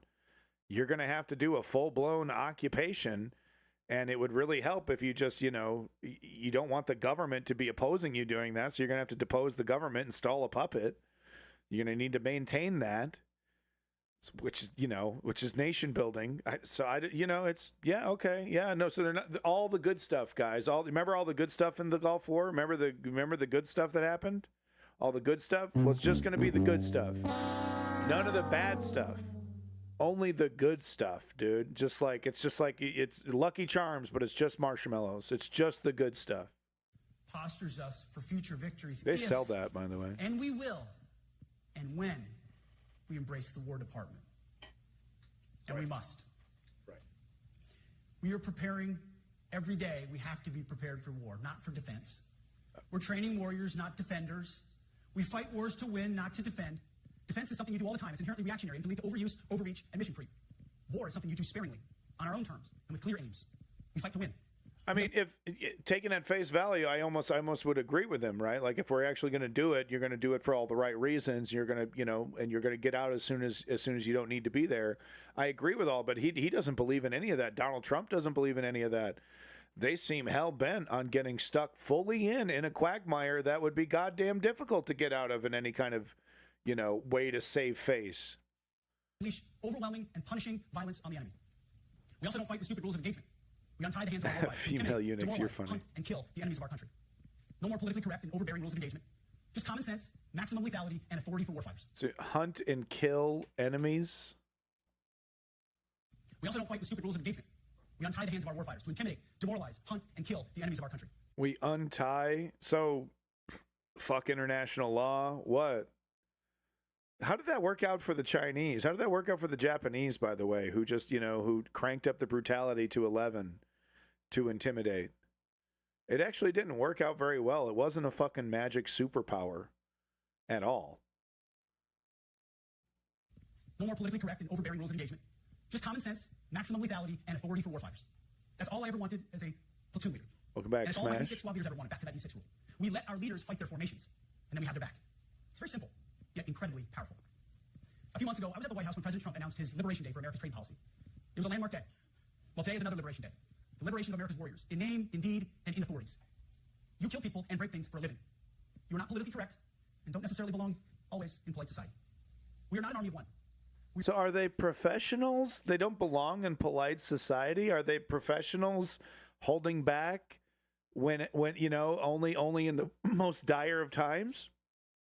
Or are they raving rapists and pillaging psychopaths that don't belong in polite society? I mean, which one is it, man? We're a joint force of millions of selfless Americans. We are warriors. We are purpose-built. Not for fair weather, blue skies, or calm seas. Oh, We're built to load up in the back of helicopters, 5 tons, or Zodiacs, in the dead of night. Dude, you were built for hot tubs and fucking cocktail dinners. What the fuck you're talking about? Weather or foul, to go to dangerous places, to find those who would do our nation harm, and deliver justice on behalf of the American people in close and brutal combat. Okay, make it stop. You are different. Okay. We fight not because we... Okay. We're done. Okay. We are officially fucking done. Please, no. Not another minute of Pete Hegseth. That's more Pete Hegseth than I have ever wanted to consume in my life, and that is all I can take. Wow. So we're up to 28 frightening fascistic authoritarian statements from Pete Hegseth over here. Congratulations, Pete Hegseth. 28. Congratulations, Pete. Frightening America. You frightened me. I'm triggered. Yeah. Welcome back, Promethean. Welcome back, Raven. One point else was a platform leader who's always dreamed of this. Yeah, I bet you did. Yeah, exactly. Welcome back, Stickers. My TDS is flared. I mean, I'm triggered to fucking back. I'm completely fucking triggered. So we got 28. Let's go ahead and reset. Donald Trump's going to break the bank here. Donald Trump's going to break the bank. Real quick, I'm going to go take a pee break. Because I don't want to take a pee break in the middle of Donald Trump's thing. It's an hour fucking long. Okay, put the weapon away. We're just Robloxing it out. Okay, you get to play video games and do chores. I gotta sit here and watch this shit so closely. I'm fucking counting how fascistic it is. Okay. No, exactly. That's funny, Raven. That's so true. Did you hear what Trump said about using America's word? Yes. Yeah, that's what we're gonna get into right now. This is the speech where he says that. Real quick though, let's get this this breakdown from this person right here who talks about Pete Hegseth's speech. It's actually pretty good stuff. So let me just show that to you while I go take a quick pee break, and then we'll be back with more frightening, utterly frightening fascism. And this is, that was the appetizer. Okay, now we're getting into the main fucking dish. Okay, all right. The fuck is he wearing? What the fuck is this pin? Tic-tac-toe? What's he, a tic-tac-toe enthusiast? The fuck is this pin? Multiverse Zoran, yo! It's this tic-tac-toe shit, man. All right, anyway, enjoy this. I'll be right back. Correspondent Misha Komodowski in Quantico, Virginia. Thank you. Overcooked steak.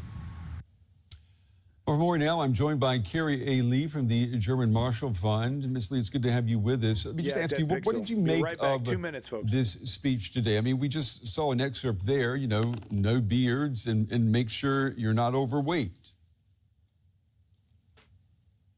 The speech that Hegseth gave, first of all, thank you for having me. The speech that Hegseth gave really is not news. He's been giving some variation of the same speech since he entered office in January. This has been a kind of obsession of the secretaries with the kind of woke military DEI policies, branching in and kind of lumping in a lot of the policies that were implemented both under the first Trump administration as well as in the Biden administration around things like shaving profiles, ponytails for women, other types of grooming standards. So it's not, what I make of it is that it's not a lot of new news. It's the things that we've been hearing out of the Secretary's office for the last 8 months. But why would a U.S. Defense Secretary make all of these top generals fly in for such a short meeting? I was reading earlier today that he could have easily put this message in an email. That's a terrific question, and one that I was asking my colleagues last week myself. I was somewhat optimistic and thought that it was going to be a major policy announcement when it was first announced last week, whether it was the new national defense strategy or something regarding funding levels and changes to force structure with regards to the upcoming shutdown, or potential discussions about real personnel policy and the changes that have been made for kind of massive changes to personnel, including the General Officer Corps.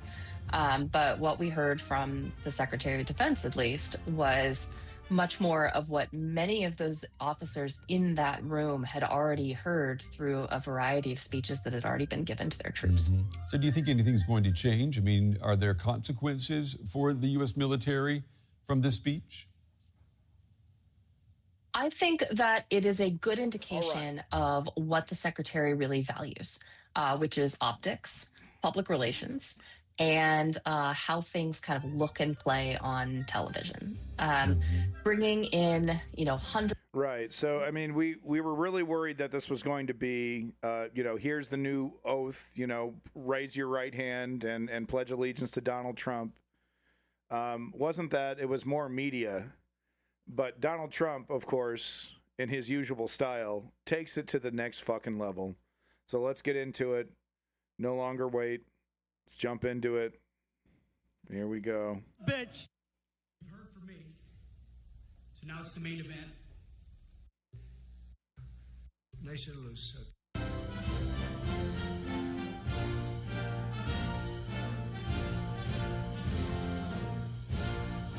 Oh, by the way, today is the day that this is the last day for the shutdown for the budget. So we are officially now, the government is not funded. Tomorrow is going to be the first day of the government shutdown that Donald Trump thinks is going to be a big slam dunk for him. Just thought I would tell you today is the final day. Nobody's there. It's a ghost town. In the halls of Congress, okay, it's a total fucking ghost town. Just thought I'd let you know that today we're the government's insolvent and we're not paying our bills, so whatever.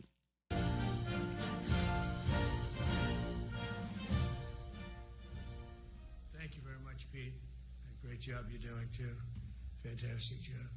I've never walked into a room so silent before. This is. Don't laugh. You're not allowed to do that. You know what? Just have a good time. And if you want to applaud, you applaud. And if you want to do anything you want, you can do anything you want. And if you don't like what I'm saying, you can leave the room. Of course, there goes your rank. There goes your future. That's funny. Who the hell thinks that's funny? That's funny. Good stuff. Good stuff. This guy should do Kill Tony. This guy's funny. But you just feel nice and loose, okay? Because we're all on the same team. And I was told that, sir, you won't hear a murmur in the room. I said, we got to loosen these guys up a little bit. So you just have a good time. But I want to thank Secretary Hegseth and General Kane, General Raising Kane for a reason, they call him that. When I heard his name, I said, you're the guy I'm looking for. The Joint Chiefs of Staff and so many others in this room together. We're rocking at 125. That's my maximum. We're only going to go to 125 if I go to it, okay?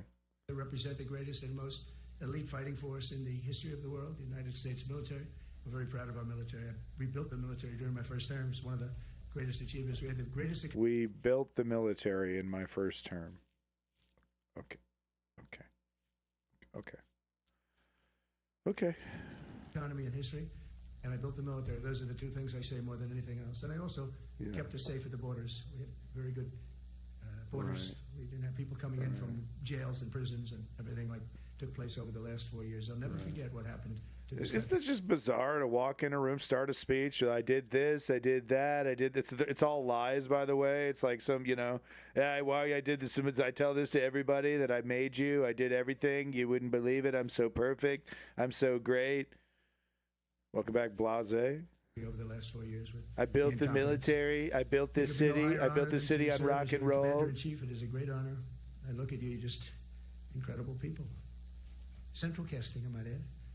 to each Central Casting. God damn. and every one of you. Thank you. He's such a Hollywood queen bitch. Central Casting, I should have you come to my ballroom to do a little play at the Kennedy Center. By the way, I'm changing it. It's calling. Guess what? Guess what we're going to call it? Guess.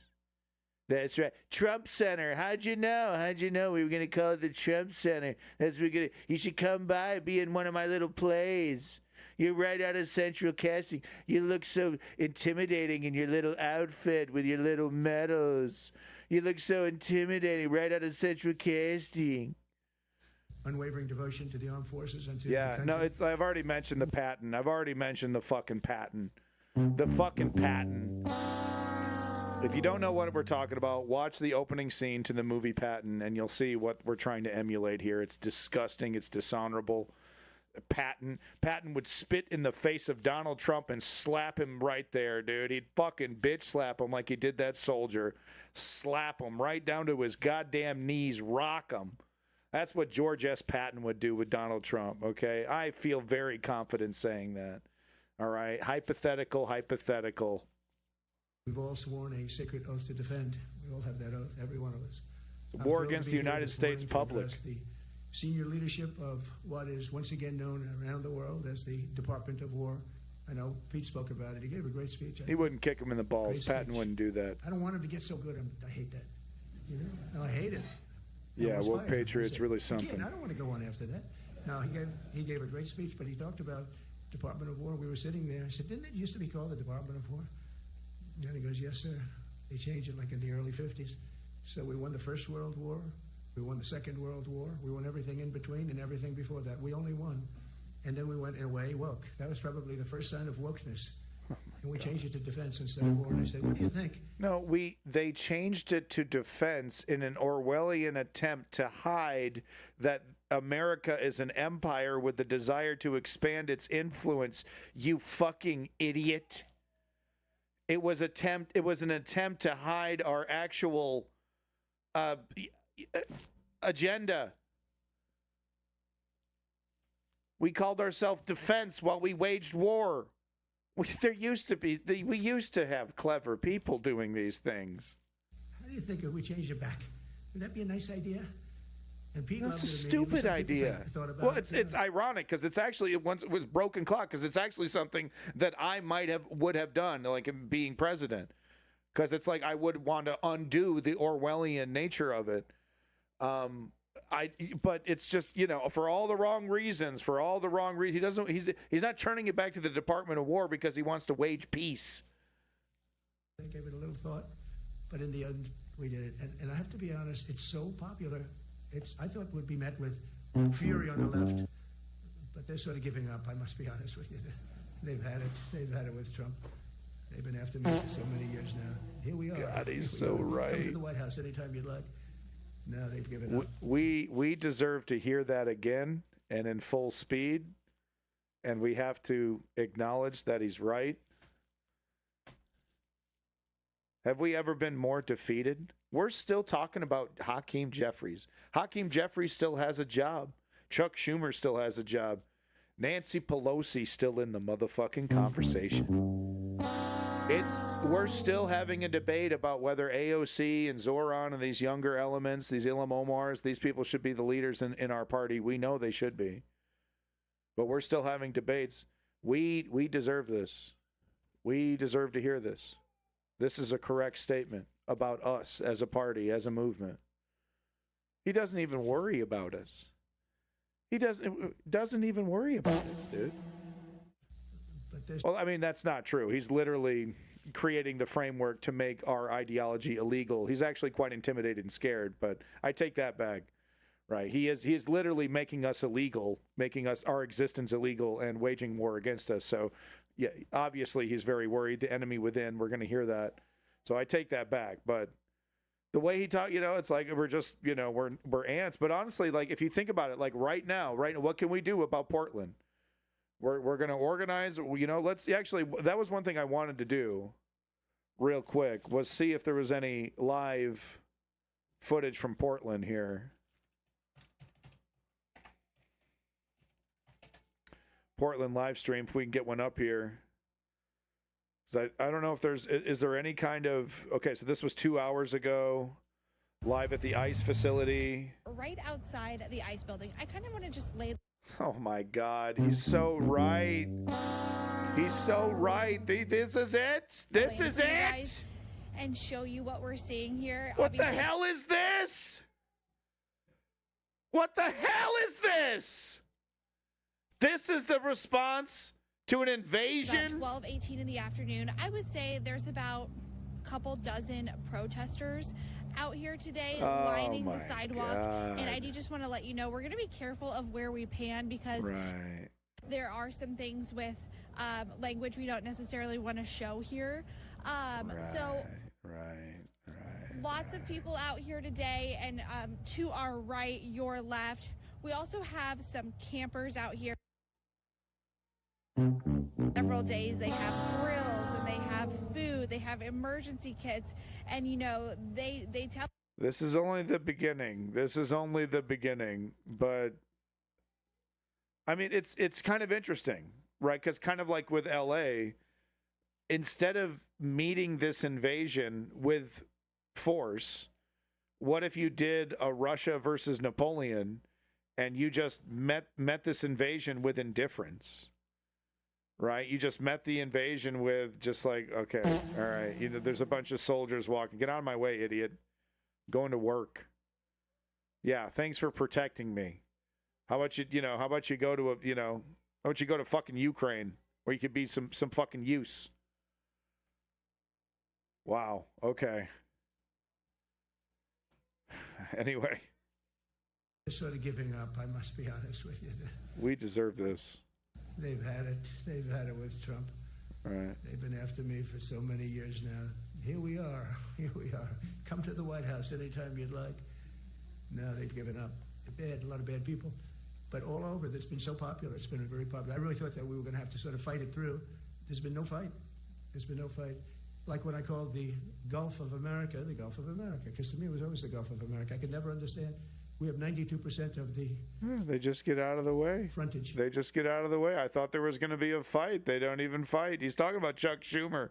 He's talking about the entire Democratic Party. He's like, I thought they were going to do something. They haven't done anything. We did all kinds of stuff to them when they were in charge.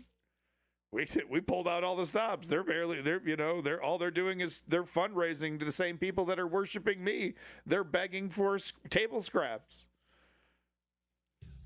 And for years, actually 350 years, they were there before us.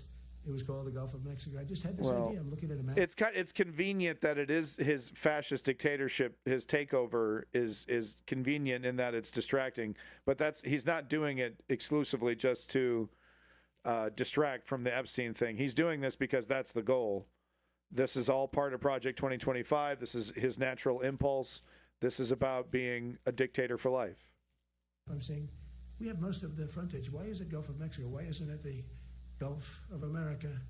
And I made the change, and it went smoothly. I mean, we had a couple of fake news outlets that refused to make the change. I just did what I wanted. One of them, AP, took us to court, and we won. And the judge, who was a somewhat liberal judge, said the name is the Gulf of America because AP refused to call it the Gulf of America. That's what the judge said. The judge stood up, said the name is Gulf of America, and then kissed Trump's feet.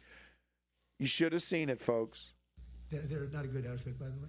They call it the Gulf of Mexico. I said, no, the Gulf of America is the name.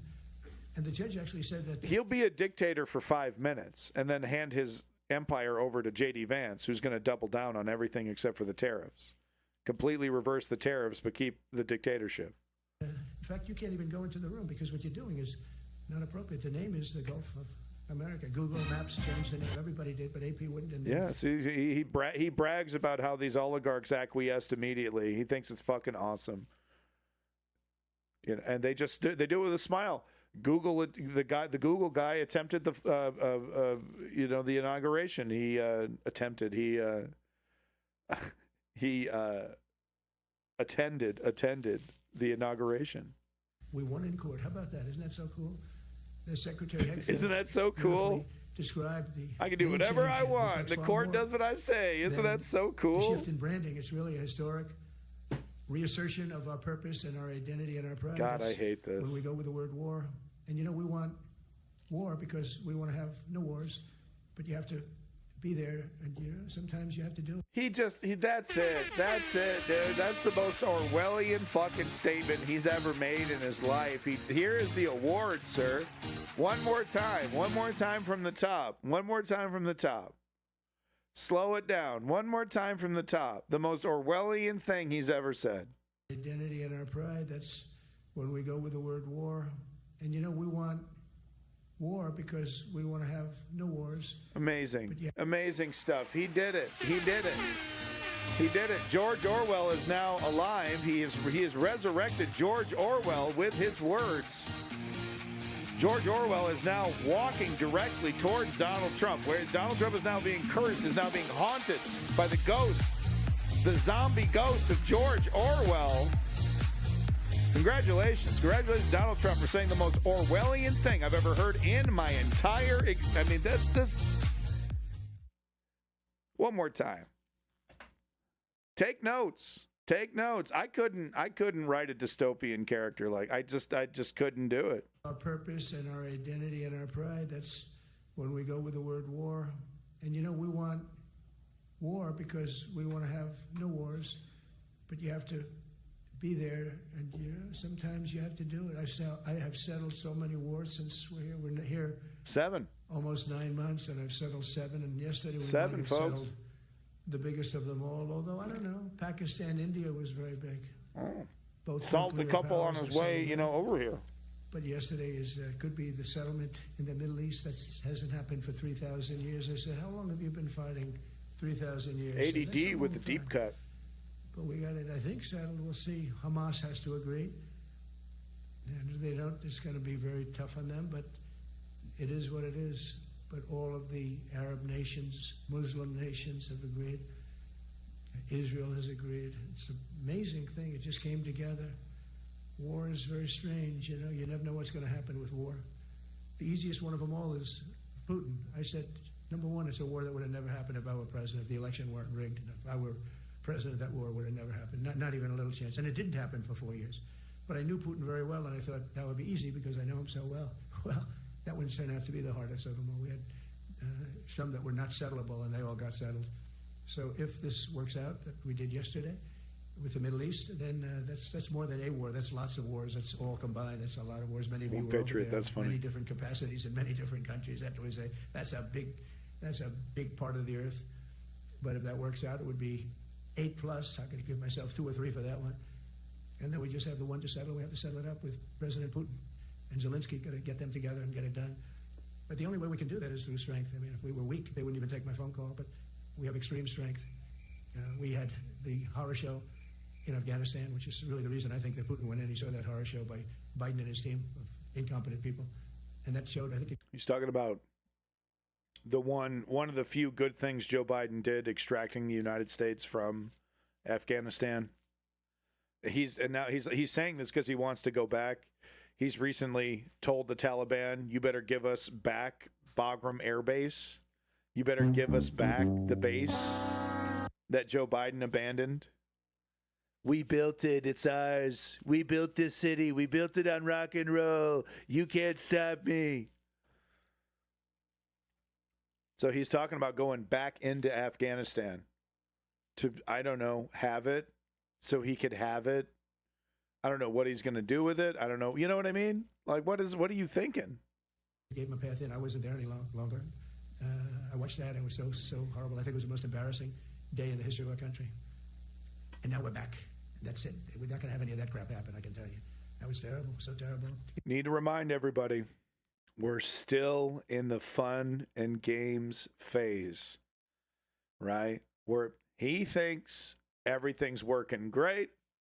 All the stuff I broke, we didn't actually need. My economic policies are A1+. Everybody wants to shop at my store. There's no looming crisis. He's on top of the world right now. Okay? We are months away, possibly weeks away, maybe even tomorrow after this shutdown. Who knows? But, oh, it's coming. Oh, it's coming. economic at the very least. But we might be dealing with multiple catastrophic issues at the same time. You know, no one said that we'd be dealing with a stagflation economic crisis during the revolution, right? No one really envisions that when they think of the revolution. But there's a very real chance that we'll be fighting against this fascist invasion of our country from within, while everybody's broke as hell. And like, you know, we're back to the fucking Depression era kind of shit. People are like, you know, cooking stew for each other and stuff. Together we're reawakening the warrior spirit, and this is a spirit that won and built this nation. And from the cavalry that tamed the Great Plains to the ferocious and yielding power of Patton Bradley and the great General Douglas MacArthur, these are all great men.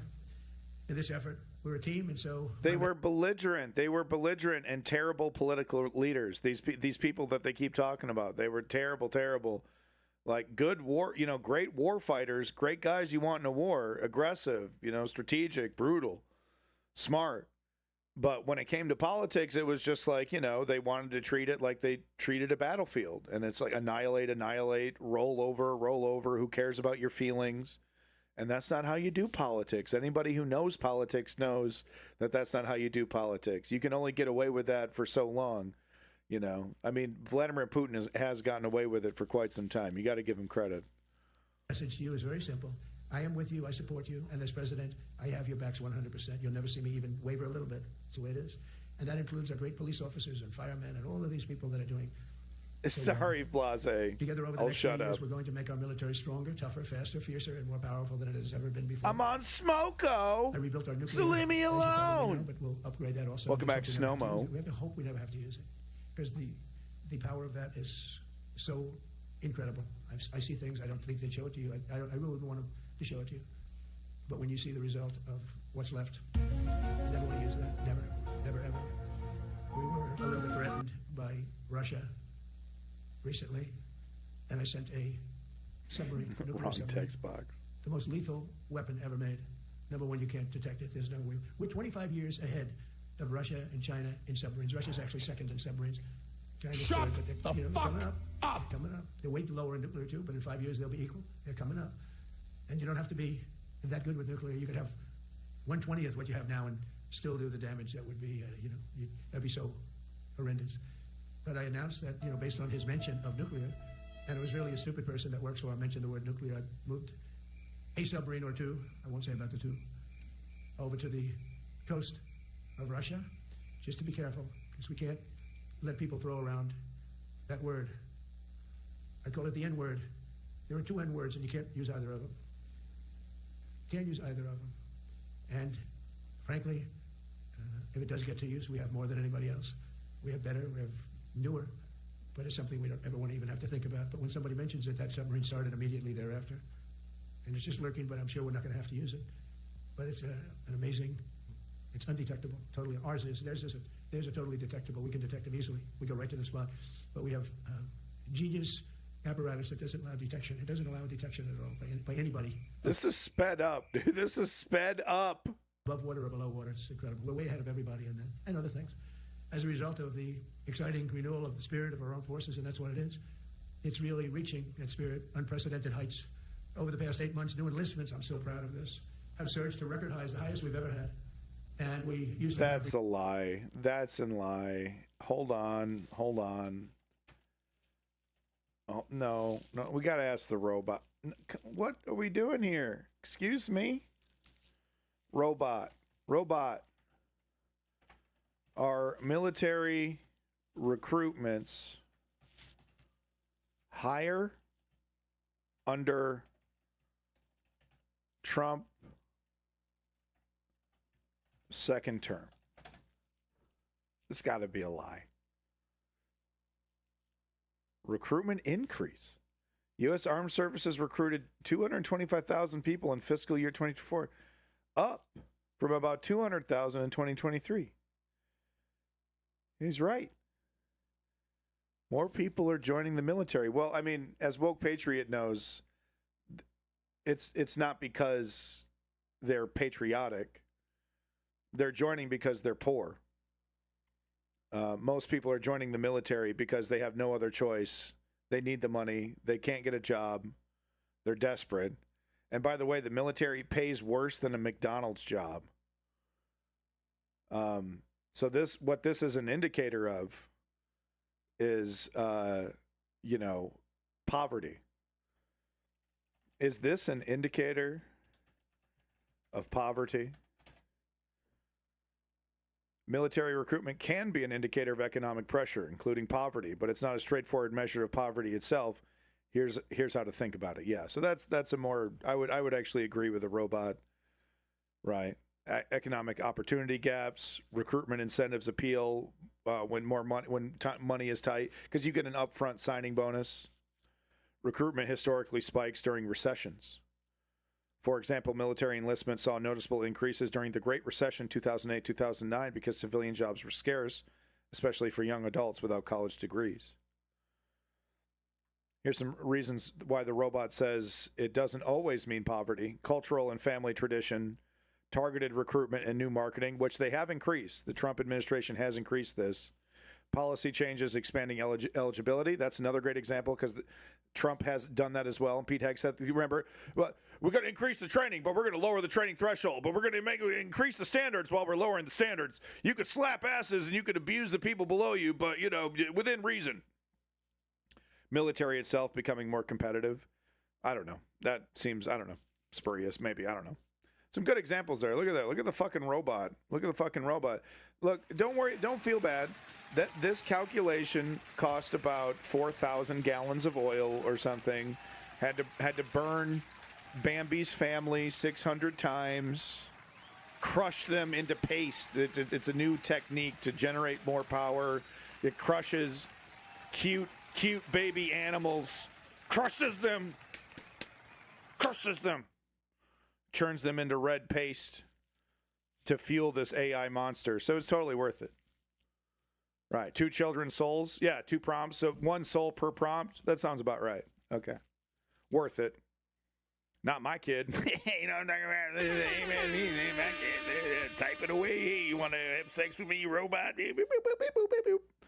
Are you a fully equipped robot? Just want to say I've been lurking for you past few stream, but love the content. Hey, thank you, Corporal Fly. I appreciate that. All you lurkers, you know I love you. The view is the number one thing you can give the stream. Okay, let's get back to the fucking... Let's go, baby! Let's go! Recruiting shortages. If you remember, about a year and a half ago, I was at the beginning stage of a campaign. Thank you, Bulletproof. And things came out that you couldn't get people to join the armed forces. And by the way, the police also. So are you telling me all these data centers that they're building is just for training? It's just to house the training environment, but once the training is actually done, they don't require these cities, New York size, Manhattan size data centers. Fire department. I always put the fire department in because they're great. They're great. And I got 95% of the vote too. That helps. When you get 95% of the vote, you always have to mention them.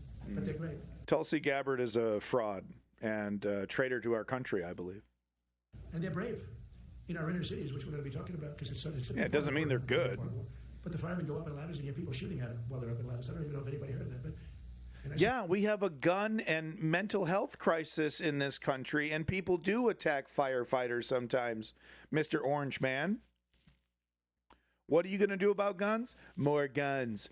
Okay, what are you going to do about mental health? More terrible mental health. I'm going to cut your mental health services while I'm starving people in Africa. Okay, all right. Have you seen this problem? Have you seen this problem over here? People are shooting them. Yeah, they're mentally ill and they have easy access to guns because of the policies that you support. Have you seen this problem? It's crazy. It's unbelievable. I mean, it would never happen to me in my golf courses and whatnot. No one would ever try to shoot me. I'm God's gift to everything. Don't talk about it much, but I think you have to. Firemen are incredible. Tulsi Gabbard is a seditious traitor who cannot be trusted. I would never give her my support in any capacity. One of these ladders that goes way up to the sky, rescuing people, and you have animals shooting at them, shooting bullets at firemen that are way up in death territory. You fall off that ladder, it's over. It's over. They don't even have to inspect you when you hit the ground. You just die. You die. I think about it all the time. We're not going to let that happen. What are you going to do? Because that's actually a big problem we have. What are you going to do? Give them bulletproof fireman suits? What are you going to do, tough guy? What are you going to do? Give them bodyguards? I mean, what the hell? Give me one policy. What the hell are you going to do for firefighters? Because it does happen sometimes. It's hard to believe, right? But no, firefighter doing his job. Some psychopath comes out, starts shooting him up. I've heard the last couple of years, I've heard several incidences. They're unbelievable. Thank you. They're unbelievable people. For the first time on record in 2025, the Navy, Air Force, and Space Force all met or surpassed their recruiting goals 3 months early. That never happened before. And the Army did even better. Congratulations, Army. Let's keep the race jokes to a minimum, please.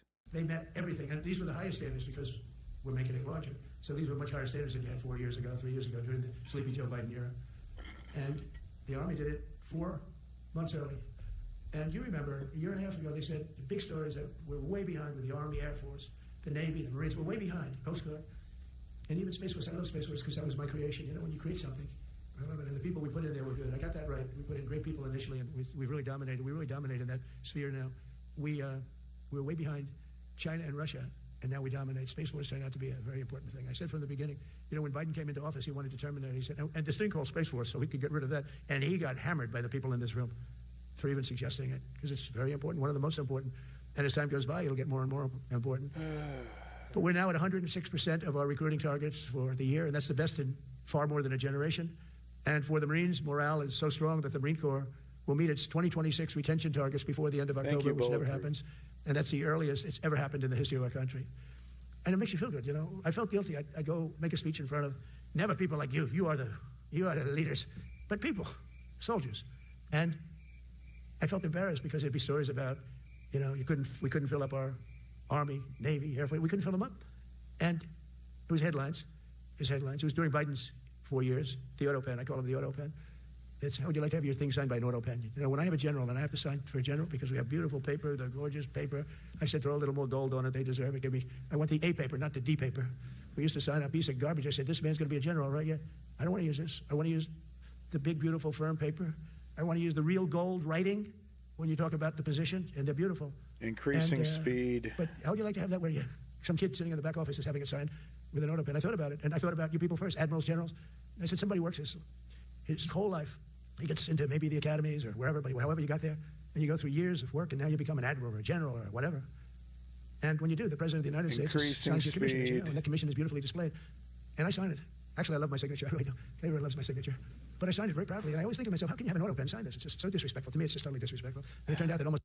Would you believe this raging, naked, small-dicked hypocrite has used the auto pen? Would you believe that?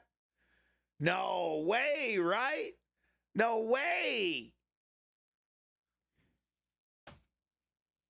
Yeah, he did.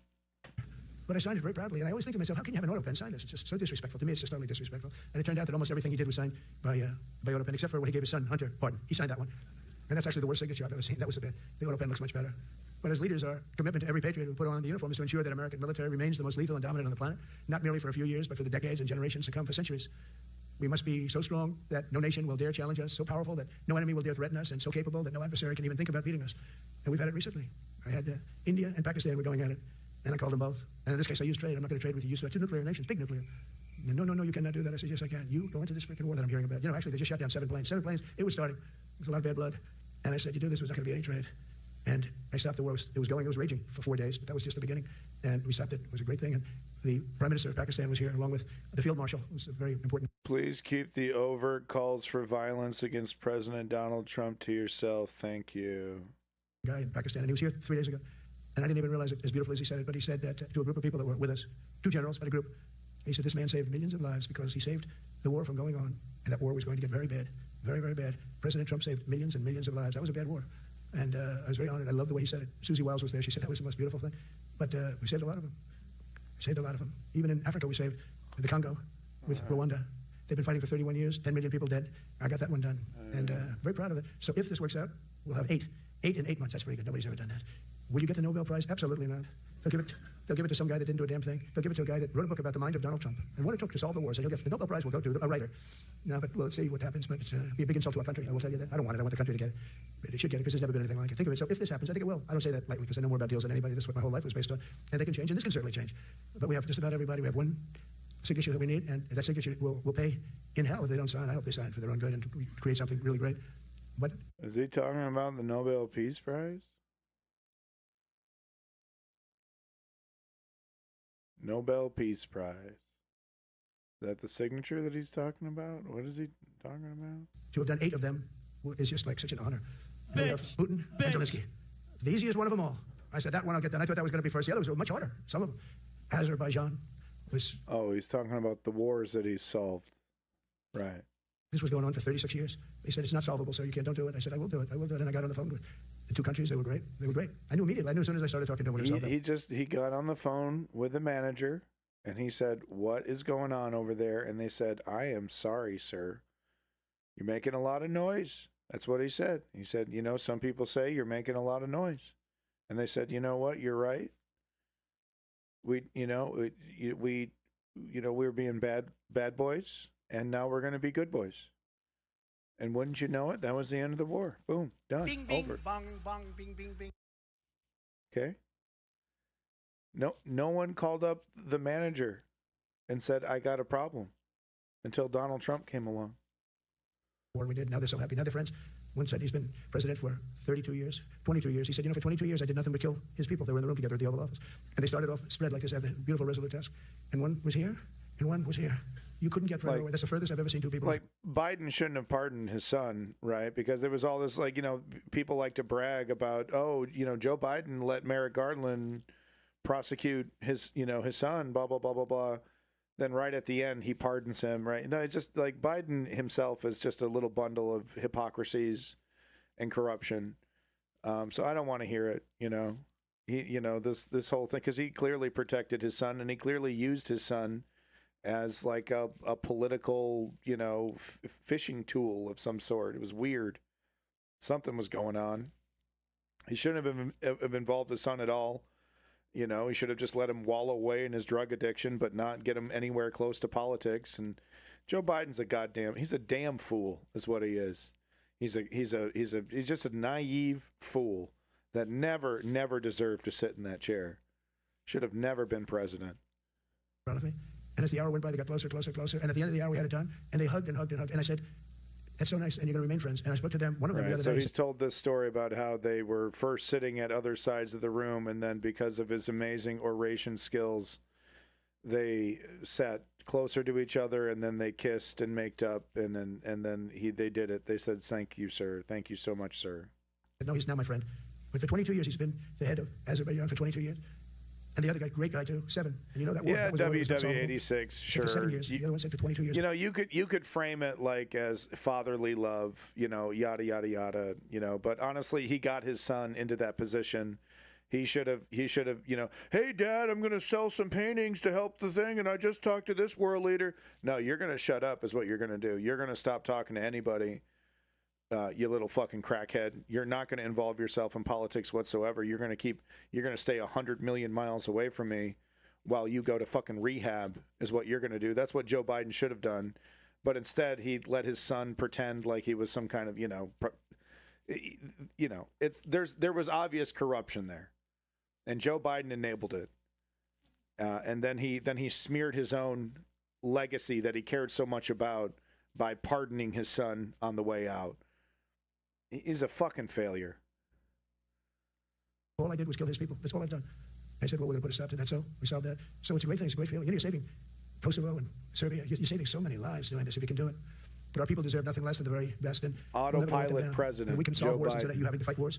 Wouldn't that be wonderful? Right? Wouldn't that be wonderful? That's why one of the first executive orders I signed upon taking office was to restore the principle of merit. That's the most important word, other than the word tariff. I love tariffs. Most beautiful word. But I'm not allowed to say that anymore. I said tariff is my favorite word. I love the word tariff. We're becoming rich as hell. We have a big case in front of the Supreme Court, but I can't imagine. Because this is what other nations have done to us. And we have great legal grounds. But you still have... I hope they say no, because I hope they do that, and he literally just like disbands the Supreme Court or does something to make the Supreme Court officially irrelevant. But that's the one thing that they've said no about his little attack on the Fed. We're rich as hell. We're still in the game playing phase. That's what's great. We're still in phase 1. He's on top of the world. He's on. Remember how he reacted when the bond market took a dip? Right. Oh, the tariffs? No, fuck that shit. You know, he was very much like this. Like, no, undo those, undo those. He got a little taste of reality. It's about to come crashing in. It really is only a matter of time. The case would be very bad if something happened. But I said, my favorite word in the English dictionary is the word tariff. And people thought that was strange. And the fake news came over and they really hit me hard on it. They said, what about love? It is strange. It's incredibly bizarre. But, you know, he's going to double down, just like they doubled down in the Great Depression, right? They're like, oh, we got to let the market fix itself. They were like market extremists. They thought capitalism was going to fix itself, and you just had to let it run its course. So they exacerbated the issue by letting it, by extending it and letting it happen. Not acting, not doing quantitative easing or whatever needed to be done to slow the market down, right? They're just like, well, let capitalism do its magic. He's going to do the same thing with tariffs. He's going to double the fuck down, punish countries. Right? That, you know, he's going to punish the country that dumps the bonds. You shouldn't have done that. 100% tariff on you. What about religion? What about God? What about wife, family? I got killed when I said tariff is my favorite word. So I changed it. It's now my 5th favorite word. And I'm okay with that. But they hit me It's like a toddler. It's like, and my 5th favorite word is tariff, and my 4th favorite word is gold. My 1st favorite word is Epstein, but I don't tell anybody that. But it is. I mean, when you look at, we've taken in trillions of dollars. He's my good buddy. Rich again. And there'll never be, when we finish this out, there'll never be any wealth like what we have. Other countries were taking advantage of us for years and years. You know that better than anybody. And now we're treating them fairly. With the money coming in, we've never seen anything like it. The other day, they had 31... WW86, I will be criticizing Joe Biden for the rest of my life, right along with Barack Obama and the rest of the neoliberal establishment. They are abject fucking failures. I've said it before, I'll say it again. If I was ever in charge, I would tear down Joe Biden's library. I would make it into a fucking pit stop, into a rest stop with a plaque. Here's Joe Biden's... You know, here's the memory of Joe Biden's presidency, a plaque that has a couple of his actual achievements, right? And then maybe line the bathroom with all of his failures.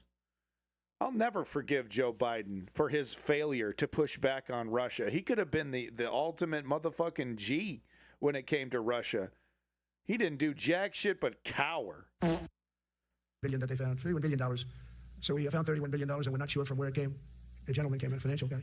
I said, well, what does that mean? So Build we don't back know where it came. better? Said, He threw that shit in the garbage. Sir, the tariffs garbage. haven't started in that sector yet. I said, yes, they have. They started 7 weeks ago. Check it. Comes back 20 minutes later. So you're right.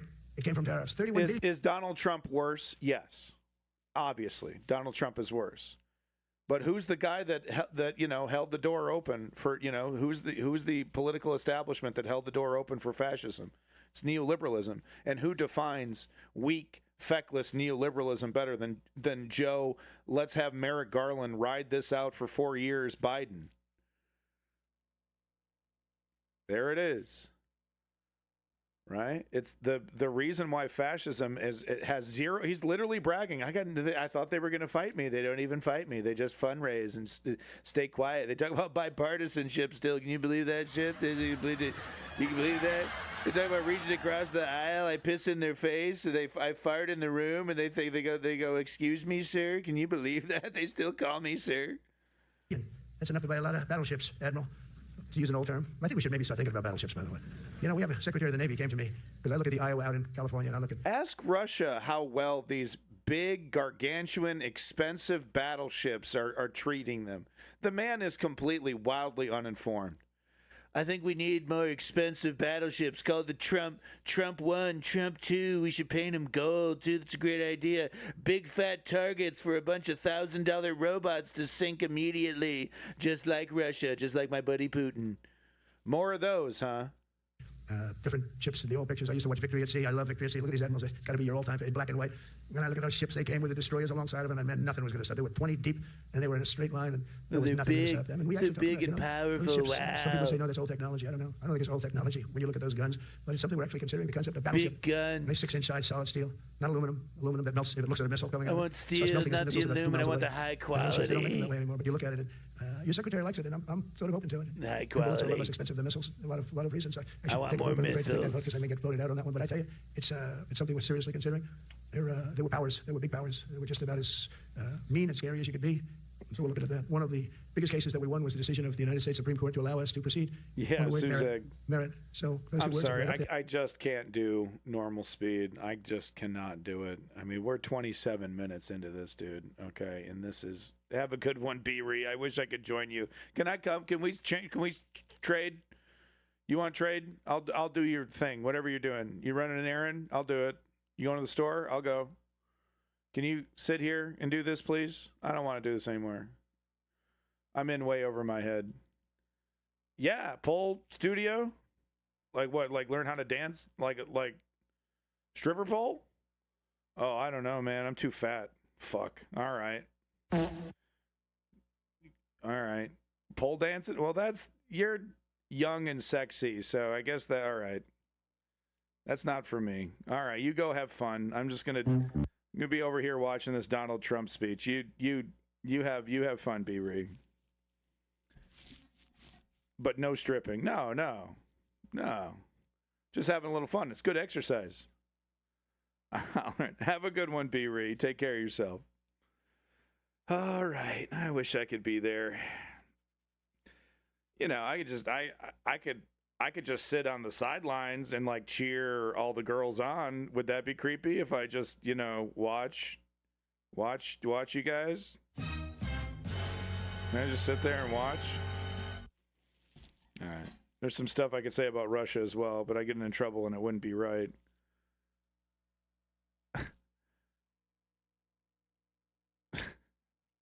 You want to look, man. Look, do I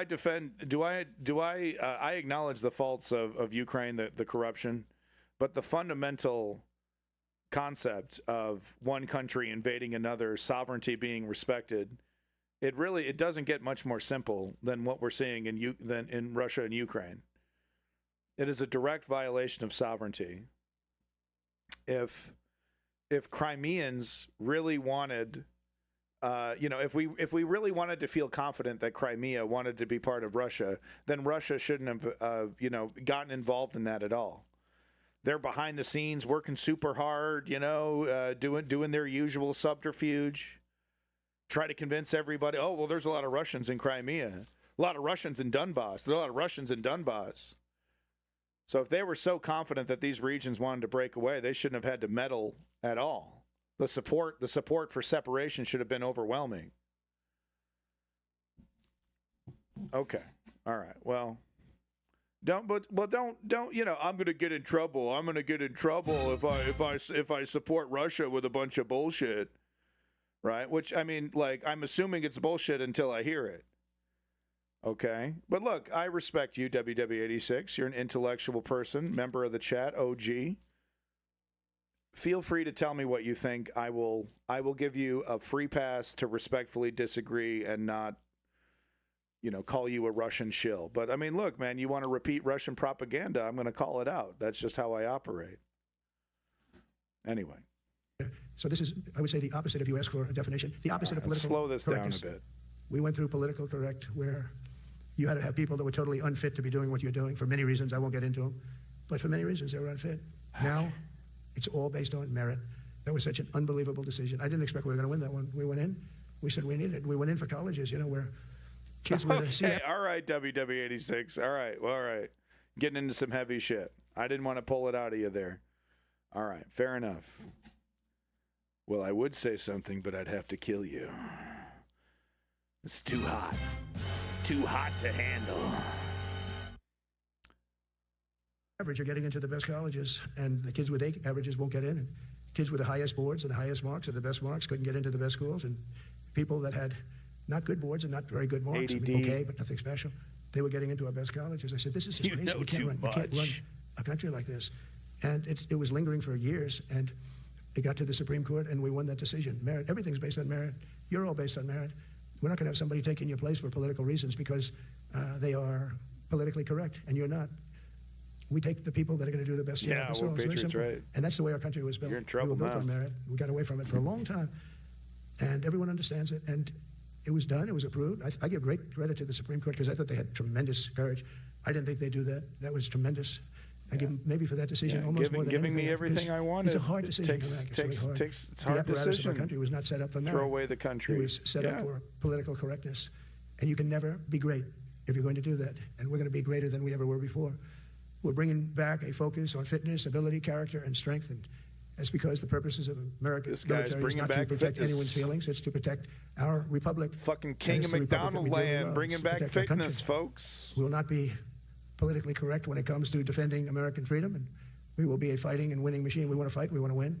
And we want to fight as little as possible. You have to count on people like me to keep you out of wars because we don't want to go into wars. Many of the wars that I just told you about, we could have entered those wars and settled them in a different way, lose a lot of our troops. And we could have settled them, I guess, differently. Maybe not, actually. Actually, you might not have been able to settle them. We just would have been in the middle of a lot of firepower. But when we do need it, you're going to be so ready. And you know it. But very importantly, with that goal in mind, I've committed to spending over $1 trillion on our military in 2026, and that's the most in the history of our country. $1 trillion. That's a lot of money. I hope you like that. Ma'ams and sirs, I hope you like it. That's a hell of a lot of money. We have the best of everything. Every branch is seeing major investments, and as I announced in the Oval Office in March, is that part of the $1 trillion to the $5 trillion that he just put in debt with his big beautiful bill? Is that was part of that? Is that $1 trillion? I hope you like it. I hope you like it. We can't pay for health care. We can't pay for food. We're gonna take over Gaza. Here's $1 trillion. Make a beautiful missile. Make a big battleship. Ah! Rapidly moving forward with the first ever 6th generation fighter jet. I didn't name it. I did not name it. Boeing came in and they said, sir, this is our submittal. It's the greatest fighting jet ever done. And you know, they're testing all these planes. All the companies are testing, and this one tested like through the roof. And they said, we'd like to name it the F-47. I said, all right, let me think about it. Okay, I hit the fucking button. Those bombs went right down those chutes into us. Sorry. Name it. Boeing came in and they said, sir, this is our submittal. It's the greatest fighting jet ever done. And you know, they're testing all these planes. All the companies are testing, and this one tested like through the roof. And they said, we'd like to name it the F-47. I said, all right, let me think about it. Then after thinking for about 2 seconds, I said, okay. You know, that means 47 and 47. So I'm 45, 46, and 47, if you think about it. I just don't want the credit for 46. I don't want to have their open borders and people coming in from all over the world, including jails and mental institutes. I don't want that on my record, but I like having it. We're investing tens of billions of dollars in modernizing our nuclear deterrence capabilities like never before. And we've begun construction on what we call the Golden Dome missile defense shield. It'll be the most sophisticated in the world. You watched it do well until they had some problems at the end with a little bit of a lack of ammunition, defensive ammunition, but they've got that taken care of. But I tell you, it's what we're doing is so good, and we deserve it. You know, we help other countries with it. We don't have it ourselves. And Canada called me a couple of weeks ago. They want to be part of it. To which I said, well, why don't you just join our country? You become 51, become the 51st state, and you get it for free. So I don't know if that made a big impact, but it does make a lot of sense. It actually makes because they're having a hard time up there in Canada now. Because, as you know, with tariffs, everyone's coming into our country. We have more investment than we've ever had before. $17 trillion. Never. This man has no idea. Okay. Tens of millions of Canadians would rather die, and I'm talking D-I-E, than be American. This man has no fucking idea how pissed this makes Canadians. And let me tell you, I'm right here. People are ripping. I'm talking like Canadian flags on the truck. I'm voting for PP, fuck Trudeau sticker. And they're like, fuck Donald Trump. Fuck Donald Trump. PP has to run away from Donald Trump just to save his political career. Okay? One of the smartest things Doug Ford has done in years is reject Donald Trump immediately. And he said it himself. He's like, I've never seen Canadians so animated about anything. This man has no fucking clue. Zero. Dollars coming in. As an example, in 4 years, Biden didn't have $1 trillion. We have $17 trillion more than that in 8 months coming in. And they're coming in from Canada, Mexico, from Europe, from all over. AI, auto plants. Everybody's coming back to the United States. Lie. Under my budget, we will be expanding the U.S. Navy by at least 19... Ask a Florida restaurant, you know, a Fort Lauderdale restaurant, how they're doing, okay? Big lie. Ships next year, including submarines, destroyers, assault ships, and more. And it's going to be much more than that as we go along. He is. Because we basically don't build ships anymore. We do build submarines, but we don't build ships. you know, in the Second World War, they were freighters and different types, but we were doing a ship a day, and now we don't do ships. And I'm not a fan of some of the ships you do. I'm a very aesthetic person, and I don't like some of the ships you're doing aesthetically. They say, oh, it's stealth. I said, that's not stealth. An ugly ship is not necessary in order to say you're stealth. By the way, the B-2 bombers were incredible. That is stealth. They went into that. I was with... This is not live, no. He did this a couple hours ago. Listen to this man talk about the aesthetics of battleships and stuff. Got to make it look pretty. It doesn't look pretty. I want it to look pretty. General Kane and Pete were in the, we call it the war room, but we're watching them go in, and they were totally untouched. They were not seen. They were literally not seen. They dropped their bombs. They hit every single one of them, hit its target. It was total obliteration. CNN, when we came back, fake news CNN, oh, the camera just went off. You know, the camera, every time I mention them, they turn the camera off because it's never good. They say, this is a problem, but I don't blame them. You're better off keeping it off. But they have some scammer reporter who started saying, without any knowledge, that he may not have hit the targets as well as they thought. It may not have been obliteration. He did hit the targets, and I got to give us a little credit, right? It was obliteration, it turned out. The Atomic Energy Commission said it was obliteration. Not only did they hit the target, they had these shoots. And think of this here. We're now talking, we meandered and stumbled into him taking credit for obliterating Iran's nuclear capabilities, which he did not do. He obliterated a couple laboratories that were, you know, it's funny, they went through all this trouble to build these laboratories in the mountain, and we very easily destroyed them. So they still have the uranium, they still have the enriched uranium, they still have the ingredients to make something. I don't think they have enough of it yet, or they haven't developed enough technology to purify it or something. So he set it back a couple months. He destroyed a couple key facilities. They by no means have been stopped in their attempt at getting a nuclear weapon.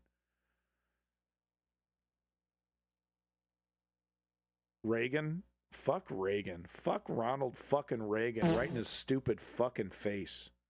Fuck Ronald Reagan. Like, I kind of see, like, I kind of see what you're saying. Like, we kind of need a morning in America. Like, we need some inspiration. We need some hope in the speech. Like, that was the kind of thing that Ronald Reagan would do really well. So if that's the direction you're going in, it's like, yeah, that would have been nice. You know, like, lie to me, Donald, lie to me. Tell me it's a new morning in America, right? But yeah, if you're saying what we need is Ronald Reagan, it's like, no, please, no. Way up in the sky, there was no moon. It was dead dark. You couldn't see a thing. You couldn't see them. But they had, I guess, a beam going right into these chutes. Every single one of those bombs went right down those chutes into a granite mountain. I think it's the last time they're going to build air chutes. They had these air chutes that were nice, beautiful. They were meant for us. But it was total obliteration. And now they give us credit for that.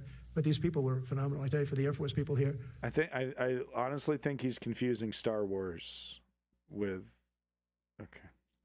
You can be very proud that B-2, we just ordered a lot of new ones and updated ones, but I'd take the other ones. Let me tell you, they couldn't have worked any better. So they flew for strategy. There's probably they probably are rebuilding. They would be kind of foolish not to, quite frankly. 37 hours total. Thank you, strategy. No stops, no nothing. We had 52 tankers loading them up. And that's a job I wouldn't necessarily want too much, flying a tanker. Halfway through, folks. I don't know about doing that. I asked the question, what happens if it gets hit? Sir, you don't want to know about that, right? I don't want to know about that. But those guys, they just hear us. They're incredible. I had them all to the Oval Office. I love pineapple on pizza. Pilots and a lot of the people, even the people that took care of them, the maintenance people, just as important. We had them all to the White House. Gave them a big party on the lawn. Brought some of them into the Oval Office. But on top of all this, we'll deliver a hard-earned pay raise of 3.8% to every soldier, sailor, airman, Coast Guardsman, Space Guardman, and Marine, something you weren't getting from the past administration. They did not treat you with respect. They're Democrats. They never do. Not only are we rebuilding our great strength, but for the first time in years, my administration is actually using that strength to defend the core and vital interests of America. And very simply, we are putting America first. And I have since I've been elected. I've always put America first. It's sort of simple, you know, when you think. My campaign was run on common... It's really quite simple. Like, how can he say that? He considers himself to be America. So when he's saying I'm putting America first, he's saying I'm putting myself first. Sense, and we did great. We've got the highest numbers ever received in terms of districts. You know, they have it broken up, 2,500 versus 525. We won every swing state. We won the popular vote. We won everything. We won everything. You have to take a look at the map. It's almost entirely red, except there's a little blue line on each coast, and I think that's going to disappear too. We did really great, and part of it is because of our success with the military, the rebuilding of the military, the vote that I got from the military. And they're vicious people, that we have to fight, just like you have to fight vicious people. Mine are a different kind of vicious. But they spread all these horrible, they made up statements and said what I said about everything, but even about the military. But fortunately, the military didn't believe it. It's hard. They make up a statement and they said, you say it. We had 25 people that said he never said that. 25. We had 25 affidavits. And they said, well, we're going with it anyway. These sleazebags. And that's why the press is really losing all power, because people aren't believing it. We need an honest press. We need borders. We need What's going on? borders. We need an honest press. We need fair elections. Those three things. And honest press, borders, elections. So he's going to corrupt the elections. He's going to destroy a free press. It's all quite simple. Whatever he's saying, just apply the opposite, and that's what he's actually going to be doing. We got to free the press. That means we have to lock it down. We got to, lock. I mean, you can trust him when he says, block the borders. We don't have an honest press. We have a really corrupt press, but we fight through the corrupt press. And the people understand you have to do this stuff a lot. You have to go on television a lot because you can't get a fair shake if you're going to rely on somebody else. They don't understand. They've destroyed the image of media now is at the lowest point it's ever been. It's lower than Congress. Can you believe that? It's something. But together with many of you in the room, we've brought back the fundamental principle. I mean, could you imagine if CNN and MSNBC and the rest were actually opposition media to this fascism instead, of quietly acquiescing to it? Because he's right. People hate CNN. People hate this shit. Their ratings are terrible.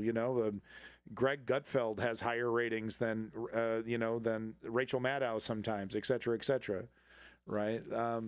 People hate watching it because it's not very good. They can sense the bullshit. They can sense that they're not getting the full story. But could you imagine if the media was actually willing to do its job properly? How that would change, That defending the homeland is the military's first and most important priority. That's what it is. Only in recent decades did politicians somehow come to believe that our job is to police the far reaches of Kenya and Somalia, while America is under invasion from within. We're under invasion from within. Here we go. No different than So here we go.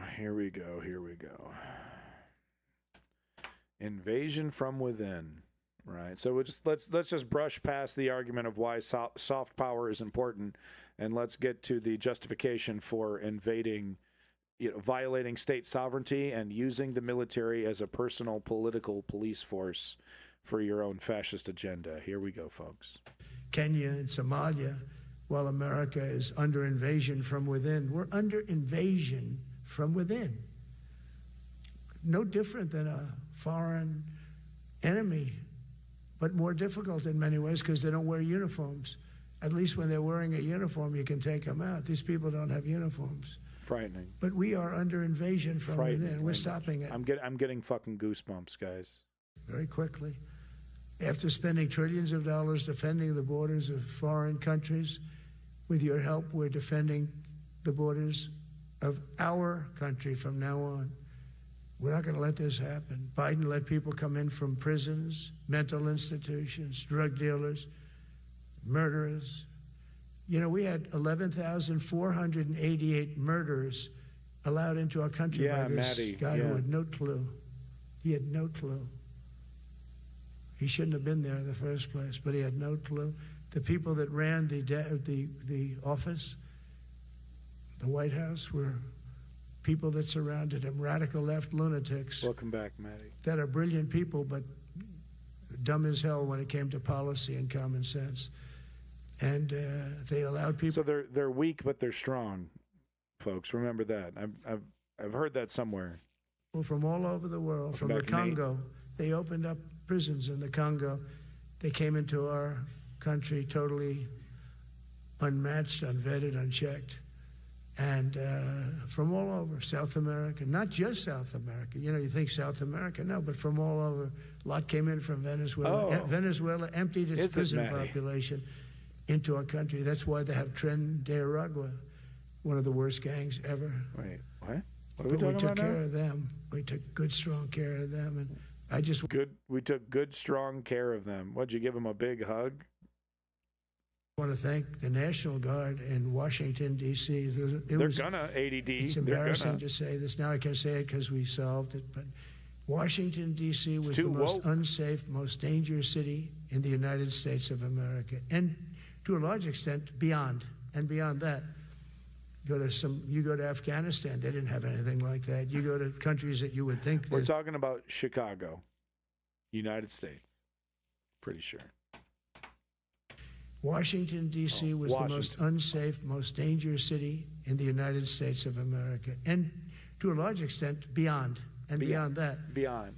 You go to Afghanistan, Fallujah they didn't have 2.0. anything like that. You go to countries that you would think there's problems, they didn't have that. Wow. And now Washington, D.C., after 12 days of serious, serious intensity, we took out 1,700 career criminals. If you have 5 career criminals, they can make your numbers look very paid bad by George Soros, real professionals. But we took out 1,700, and they took them out. There was no doubt who the boss was. They did an unbelievable job. Then they started even. I would give anything to plug into his brain and just see the image of this boss criminal that he's picturing. I would picture some kind of racial stereotype, maybe some kind of like he's got like a bone through his nose and he's got, big lips or something. You know what I mean? Like who just like can we imagine, right, what Donald Trump thinks this boss career criminal Washington D.C. Who he's thinking of when he's actually thinking this. Because they'll commit many crimes a day. But we took out 1,700, and they took them out. There was no doubt who the boss was. They did an unbelievable job. Then they started even cleaning. I said, I don't want them doing that, sir. They were cleaning it up. I drove through it 2 days ago. It was beautiful. People are walking down the street holding hands. Yeah, so he continues to brag about using the military to clean up garbage in Washington, D.C. He thinks it's really great. He's like, it's great. It's awesome. That's what you're here for, right? Why don't you clean my car while you're at it? Thanks so much. Thank you for your service, sir. Thank you. It's fucking sucker. Man and wife coming from Iowa, they're not worried about being shot. Washington, D.C. is now a safe city. In fact, I went out to dinner with my crew. I haven't done that. In theory, I wouldn't do it. And I felt totally safe. And nobody's been attacked. Nobody's been hurt. Washington, D.C. went from our most unsafe city to just about our safest city in a period of a month. We had it under control in 12 days, but give us another 15, 16 days. It's perfect. And people other than politicians that look bad, they think, the Democrats run most of the cities that are in bad shape. We have many cities in great shape, too, by the way. I want you to know that. But it seems that the ones that are run by the radical left Democrats, what they've done to San Francisco, Chicago, WW86, New York, Los Angeles, they're very unsafe places, and we're going to straighten them out one by one. This is going to be just like most fascists, right? He's taking a legitimate problem, crime, and petty crime, especially car break-ins, and the sometimes more dangerous stuff, right? Getting held up or getting beat up, that kind of stuff. Taking a serious problem, a real problem that exists in some of these cities, and blowing it out of proportion by nuclear standards. I mean, just completely, wildly, crazily taking it out of proportion, that's to create a crisis, and that's what justifies this very special, very unique, new behavior. Is that, well, we're in a legitimate crisis. The problem is he's not really doing. I mean, he's not really selling it. We kind of need a false flag. If Charlie Kirk was a false flag, it wasn't good enough. You know what I mean? Like, we need, you got to get, you got to get like an Antifa, cracked out Antifa biker gang to go on a multi-city massacre to, you know what I mean? To really rile this up. Like, he's going to need some kind of intense false flag to really get people riled up, because if this is all that's going to be to in the attempt to normalize it, it's really, it's going to be like LA everywhere. Like, hey, okay, jackass, thanks for wasting our taxpayer money. Yeah, no, I don't have a job. I'm not going to get mugged out here. Do you have $1? Can you give me $1? Like, it's going to be just this underwhelming fascist takeover where we're all just going to be too busy surviving to even give a shit that our government has been, like, it's kind of interesting, right? America has been abandoned by the American government for so long. The whole thing can fucking collapse. Maybe we are Russia. Maybe this is Russia. Like, I don't care. Well, they weren't taking care of me anyway. Who cares if the whole thing collapses? I'm already fucked. Who cares? Major part for some of the people in this room. That's a war, too. It's a war from within. Controlling the physical territory of our border is essential. Thank you, for national Maddie, security. for that We quote. can't let these people in. You know, we had no people enter in the last 4 months. Zero. Even I can't believe that. You know, we had millions coming in, pouring in. 25 million all Plane told, to the Trump and Tower. of those 25 Yeah, there you many go. of them That'd should do never it. be in our country. They would take their worst people and the people from prisons and jail, and they'd put them in a caravan, and they'd walk up. CNN was interviewing one person. Oh, why are you coming? I want freedom. Good. Were you in jail? Yes. For what? Murder. He said, you're in for, you had to see Show this. me the clip, dude. He's literally saying, I saw this on CNN. Show me the fucking clip.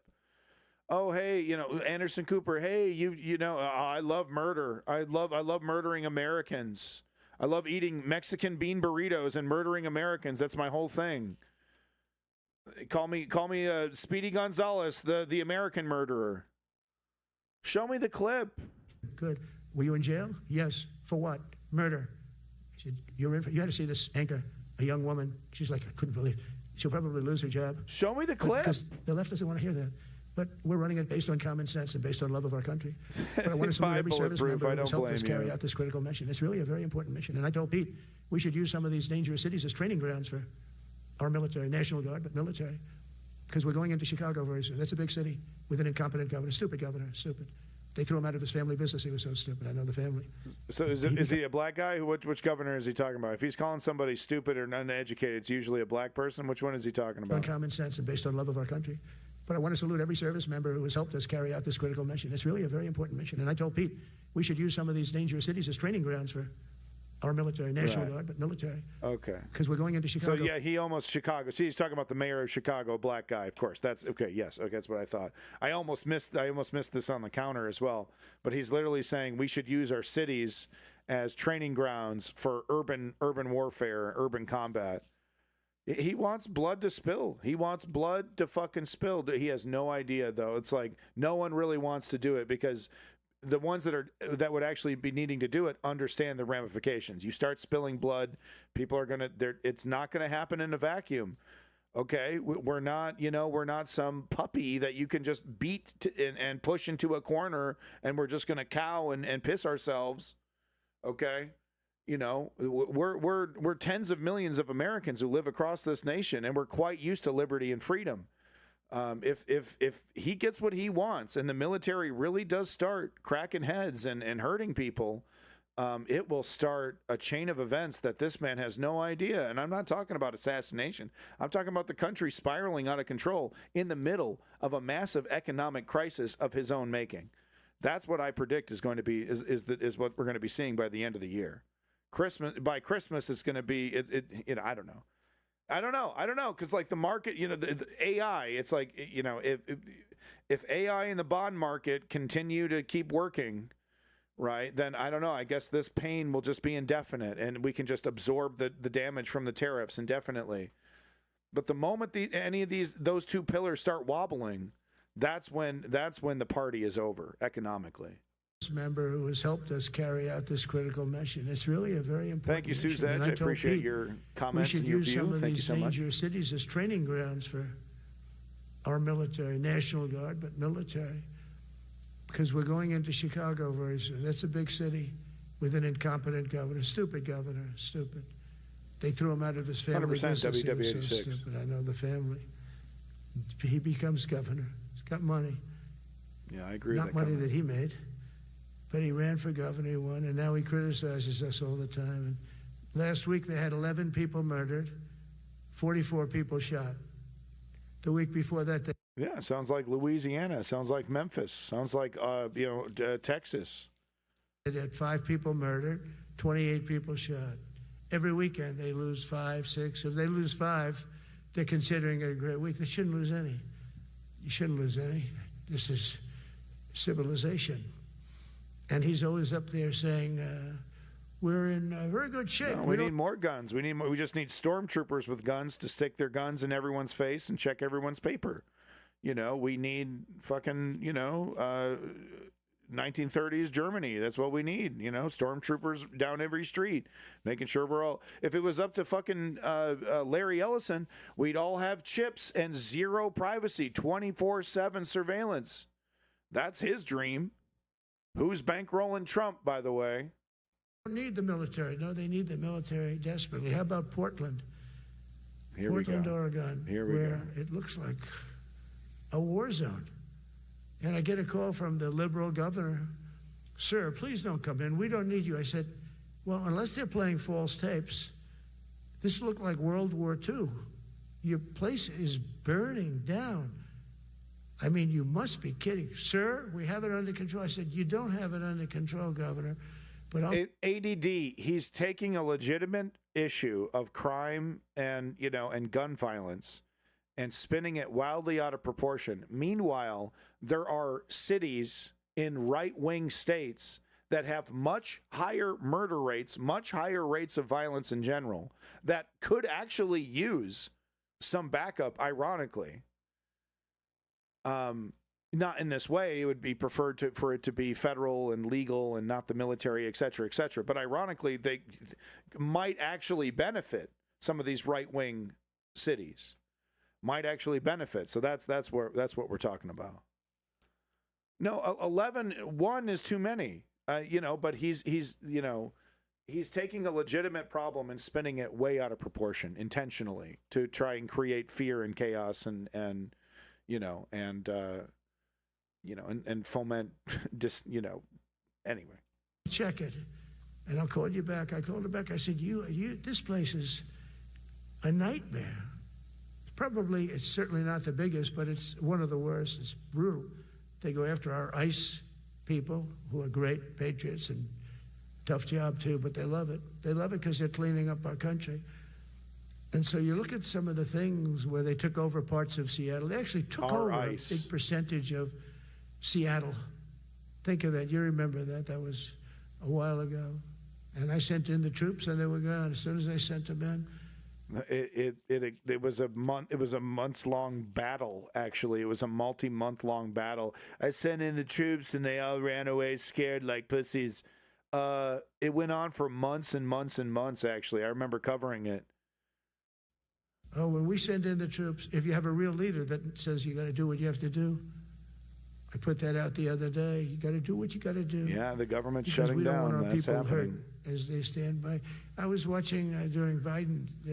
So I cut to some footage over from Portland, and yeah, they're doing nothing right now. They just showed up, so I guess they're working on their battle plan, on their invasion plan, and then they're going to start. I don't know. What are you going to do? Are you going to rough up a Home Depot? Like, where do you even start? Where do you even start? They're going to be pissing people off somewhere.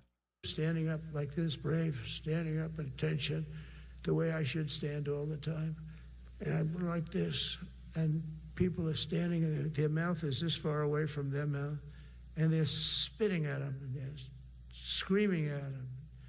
And that soldier standing there, he wants to knock the hell out of the person, but he's not allowed to do anything. So they just stand there and they get abused. And a woman was this far away from his face, and she starts spitting in his face, and he's not allowed to do anything. If it's okay with you, generals and admirals, I've taken that off. I say, they spit, we hit. Is that okay? I think so. They spit, it's a new thing. They spit, we hit. How about the cars where the cars are coming out? They get brand new cars, Border Patrol, ICE, beautiful, nice new cars. And they're driving along, and they have to go through a gauntlet of rocks being thrown at the car.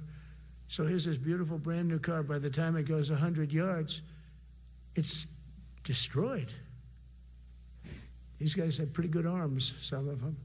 And they're throwing bricks at full force into the window and into the car. It looks like it's a war zone.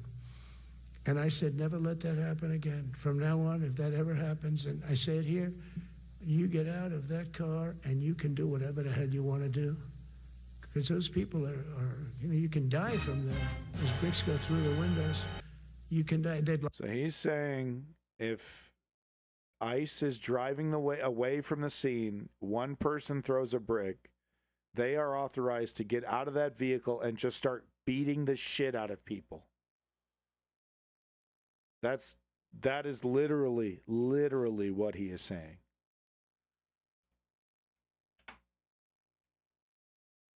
If you throw a rock at us, and how quickly does this escalate into how they treat the Palestinians, where they just open fire? You know, you throw a rock at them and they just open fire on you. How quickly is that going to be escalating? Saying he could shoot them. Full force. You know, it's like they love throwing this language around and makes them feel like big tough guys, but he couldn't handle that. He couldn't handle Trump ICE, like some ICE guy with the Trump gold pin, right? Getting out of a rock gets thrown, ICE guy gets out of the car, fucking mag dumps, takes out 3-4 people. Or they get out, they don't mag dump, they just start beating ass. There's no fucking way he could handle the PR backlash on that. No, tone it down. I know I told you to full force murder everybody, but, you know, you're making me look bad. He can't handle that. They love using this rhetoric. And there will be consequences to this rhetoric, you know. They think maybe one incident will happen, one massacre, and then we'll all be placated, and everyone will back off. They'll all be so intimidated. Oh no. If ICE does a fucking massacre, if they get out of a car and start beating ass, Americans will take it up to the next level. They're not going to back down. They're not going to, a fucking massacre is not going to get Americans to back away from resisting ICE peacefully. We're doing it peacefully right now. If ICE starts responding to our peaceful protest with overt violence, Americans will respond. That's not a threat. That's just like 1 + 1 = 2. Americans will not stand for this. Maybe American soldiers will bend the knee for any fucking orange tyrant to come along, but the American public will absolutely not. I can't believe that. ICE starts beating ass and massacring people, there will be a response from the fucking American people. There will. Or, you know, you can die from that. Those bricks go through the windows. You can die. They'd like it to. They'd like it to go through the window. But this was a couple of months ago. They just kept driving, and bricks are hitting the car. And I said, why aren't they stopping? Because they were under orders from the past administration. No, there's another good reason why they're not stopping is that there's like 4 dudes in the car, and they're literally surrounded by hundreds of people. And they want to get the hell out of there. Why don't they just get out of the car and start hurting people? Why don't they just get out of the car and start assaulting people immediately like big tough guys do? Like the tough guys in my dreams that I dream about. Big tough muscular men with oily muscles. How come they don't get out and start hurting people? If he gets what he wants, if he escalates this into the realm of overt violence, because you think it's just going to be violent death squads? They're going to start raping and kidnapping people. They're going to start murdering people and fucking dumping the bodies in places. This doesn't stop at a couple blue-haired lefties getting roughed up, getting a bloody nose, and then everyone's back to the pub for a pint. This is serious business. This is state-sponsored violence. This is state-sponsored fucking stormtroopers who are basically told you're above the law and you're allowed to commit violence as you wish, as you please. This is a recipe for complete disaster. Disaster, folks. Never stop. But that's different with us. We stop. And since I gave that order, we haven't had that problem. It's very interesting. It's amazing. Not true. Not true at all. I mean, it's just not true. I gave the order to hurt people, and then they stopped throwing rocks. Isn't that something? It works. How about that? It's just like in Venezuela. You've seen the boats going. We can't find any more boats. They're carrying drugs. Massive. Every boat kills about 25,000 people. That's what they have. Right. So they brutally murdered about a dozen people or more, and now they're too scared to get in the water because they literally shoot anything that moves. There you go. See, problem solved. This is what I guarantee you. People in Nigel Farage's orbit, that's what they think. Just shoot the fucking boats. Shoot the tiny boats. Kill them. Fentanyl mostly, and a lot of other drugs. And we take them out, and we've taken out 4. So, and it's on air. Everybody gets to see it. Not that we like to do that, but every boat kills 25,000. I mean, I'm not a on average, sociopath. I just want to show you, supposed to stacked up with what you're going to do if you fuck with me. I'm going to kill you. Mostly fentanyl and other kill drugs. you. Yeah. And now we have a problem. General Kane says, sir, there are no boats out there. Not even fishing boats. They don't want to go fishing. I don't blame them. There'll be no fishing today. You know. But it's amazing what strength will do, because all we want to do is stop drugs from flowing into our country. It's destroying. We lost 300,000 people died last year. Everybody knows, friends, many friends probably, that you lost a child, or adults too, but you lost a son or daughter because of what's coming into our border. And we're making it very hard. Oh, and we haven't even started yet. Last month I signed an executive order to provide training for quick reaction force that can help quell civil disturbances. And this is going to be a big thing for the people in this room, because it's the enemy from within, and we have to handle it before it gets out of control. It won't get out of control. It's 1-to-1 fashioning, and it won't get out of control. We know what we're doing. We know how to do this. We're such tough guys. We're used to fighting against the Democrats, the neoliberal Democrats, and as everyone knows, the neoliberal Democrats are the strongest opponents on planet Earth. They don't bend at the slightest touch. So we're pretty used to fighting in the trenches against real fighters. And I know going up against the American people, it's going to be just like going up against Chuck Schumer and Hakeem Jeffries. They're going to roll over immediately. That's what the American lefty does. We just roll over just like Chuck Schumer. That's why you vote for them. That's why the American lefty loves Chuck Schumer and the neoliberal Democrat Party. He has no fucking clue how many bees are in the beehive. And he thinks he can just knock that bitch off the tree and go back in for Sunday dinner. I mean, we are talking about some of the most dangerous language ever uttered by an American president. Just casually farted out like a drunkard at a bar, mumbled out of a fucking, mug of beer. Some of the most fascistic shit I've ever heard in my fucking life. This is going to be a big thing for the people in this room, because it's the enemy from within, and we have to handle it before it gets out of control. It won't get out of control. Once you're involved at all, they all joke. They say, oh, this is not good. You saw it in Washington. We had gangs of Trenday Arag with 10, 12, 15 kids. And these military guys walk up to him. Had a bunch of desperate, starving, drug-addicted weirdos committing a grand majority of the crimes. He's over here, we destroyed the gangs of Trenday and Agra on the streets of Washington, D.C. I was on the front lines. Like I said before, a real, actual conflict he is not prepared for in the slightest. And he's going to be like, I take it back. I take it all back. And they treat them with disrespect, and they just got pounded. I'm still a genius, but I didn't mean pounded. The gang just pounded. Then thrown into paddy wagons and taken back to their country. Just needed a tough guy. Just needed a strong man. Some are so dangerous, we don't want to even do that, because we don't want to, some of stone cold murderers. Right. Just kidnapped them and dumped them. Even though they're not coming back very easily, we don't have the conference. We put them in jails. But these service members are following in a great and storied military tradition, from protecting frontier communities to chasing outlaws and bandits in the Wild West. And our history is filled with military heroes who took on all enemies, foreign and domestic. You know that phrase very well. That's what the oath says, foreign and domestic. Well, we also have domestic. George Washington, Abraham Lincoln, Grover Cleveland, George Bush, and others all used the armed forces to keep domestic order and peace.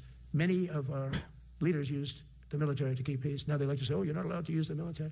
And you know what the people say? The people in those cities where they're being raped and shot and beat up, you know what they say? We love the military. You ever see where they interview the people on the street? I've never seen somebody say they don't, unless they're radical and paid off, because a lot of these insurrectionists... Yeah. Anybody that disagrees is radical and paid off. But the few fucking chuckleheads that you can get to say, oh, I like this. This is great. I'm visiting from Alabama. I feel so safe. I was worried I was going to see some black people, and all I see are soldiers everywhere. It's so beautiful. Oh, but if you disagree, you're radical, you're paid by George Soros, you're all the horrible things, you're cancer, you're an animal, you're terrible, you're a terrorist, you're a hate monger. Nothing bad can come from this incredibly violent rhetoric. Nothing bad can come from any of this, guys. He's just joshing. He's just joking, and it's just Trump being Trump. There's no one can get hurt from any of this, guys. We're just fine. The people in those cities where they're being raped and shot and beat up, you know what they say? We love the military. You ever see where they interview the people on the street? They love it. I've never seen somebody say they don't, unless they're radical and paid off, because a lot of these insurrectionists are paid by, whether it's Soros or other people, but they're paid by the radical right. So today I want to thank every service member, from general to private, who has bravely helped us secure the nation's capital and make America safe for the American people. It's amazing. The whole world is watching. Everybody in the White House, they come up to me. Yeah, they're watching. Yeah, they're watching. They're driving by a car crash and they're transfixed. Young women, sir, thank you. I know immediately what they think of it. They don't have to say it. They walk to work now to the White House. We haven't had a crime in Washington in so long, because we got the careers. We call them the careers. We got these lunatics out, and they'll never be any good. You know, we call them the careers. We got the careers. We got the career criminals. We got them all. No crime. To tell this to the liberal media, you could spend time with them. You could do whatever you want. You could send them to the finest schools, which they couldn't get into anyway. Mentally, they couldn't get in. But no matter what you do, they'll never be good. They're bad. They're career criminals. So, I don't know. Maybe they're obsessed with crime. There's no reason why they're committing crime other than they like crime, right? Life is a Charles Bronson movie. Couldn't be class-based issues. Couldn't be economic issues. Couldn't be, systemic racism. It couldn't be any other factor other than they just like hurting people and they like doing bad things against people. Once again, it's projection, folks. Remember, everything said is an admission of guilt. Because who likes to go out of their way to hurt people? What did they do when they made Alligator Alcatraz, right? They could have made all different kinds of decisions. They said, let's find a fucking fetid swamp and build a fucking gulag in it. Even the Nazis didn't do that shit. They're like, well, we don't want to deal with a bunch of disease, while we're working these people to death. We want to kill them when the time's right. We don't want to have to deal with a bunch of extra cholera and a bunch of other fucking things. So let's put them in a place where they're not going to attract disease. Donald Trump's like, what do you mean? I want them to suffer. I want them to hurt and die and get eat up by mosquitoes and a bunch of fucking jungle swamp viruses. I want them to die in pain and agony. Everything is a confession. Everything is an admission. Thank you, You're Tubing. This is fucking hell. With them, you could do whatever you want. You could send them to the finest schools, which they couldn't get into anyway. Mentally, they couldn't get in. But right, because they're black, they're stupid and uneducated. The man is so fucking racist. What you do, they'll never be. Couldn't get in anyway. Couldn't get into the precious schools that my daddy bought me into and paid through. I was doing coke and blowing hookers the entire time, but I was able to skate through because my daddy had money. Oh, your daddy doesn't have money? Oh, you must be black and uneducated and stupid and you love crime. That's why you do it. But I'm not racist. How dare you? I'm not racist. They're career criminals. So, I don't know. Maybe they were born that way. Some people don't like me to say that, but maybe they were. Certainly some were. Together with the leaders here today, we're also restoring... They don't like it when I say racist things. In the Western Hemisphere, throughout this region, cartel terrorists have been allowed to wage a relentless campaign of death and destruction on our country, all because we had weak leadership on top. And we did a great job with it first term, but this is something else what we're doing now. We're taking it to the next level, probably next level times 3. But we had COVID come up, and we had to take care of that. We did a great job with COVID. We had the therapeutics. It's just Regeneron. So many things we did for COVID, but we had to focus on that. And every other country in the world was being decimated by COVID. Yeah, you just cut $500 billion from the mRNA research that was the main technology used in your life-saving COVID vaccine. You just put someone in charge who completely denies the reality of it's amazing, right? They denigrate COVID. They denigrate all the emergency things that Donald Trump put in, the mask stuff, the vaccine stuff. They denigrate it. They hate it. Though it's the assault on our rights and everything. And then he's like, but he also in the same breath gives himself full credit. Full credit. I did it. I saved everyone's life. Wasn't that great? That was me. All the stuff you hate, that was me. It's just Regeneron. So many things we did for COVID, but we had to focus on that. And every other country in the world was being decimated by COVID. So we had to change gear a little bit to take care of that. But under our leadership, the military is now the knife's edge, and combating this sinister enemy. We have to put the traffickers and cartels on notice, and we've done that. And we put them, a lot of them, we've called them a terrorist organization, which is actually a big thing to do. Nobody's done it, but I've done it with a lot of them. It gives you a tremendous advantage. If you try to poison our people, we will blow you out of existence, because that's the only language they really understand. That's why you don't see any more boats on the ocean. You don't see any boats. Around Venezuela, there's nothing. As president, I will never hesitate to defend our people from threats of violence, from the horrible plague that's taking place from within. The Iran nuclear power, the Iran, all of the great power that we thought existed, we blew it out the kingdom. We took advantage of it, and we just really took advantage of it. It was a beautiful thing to see, and that's what military power can achieve. That's why I chose Raising Cane. He's fantastic, by the way.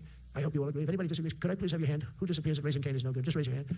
I don't see any hands raised. All right. That means you're okay. That means that he's okay now, but I saw his result is no good. Just raise your hand.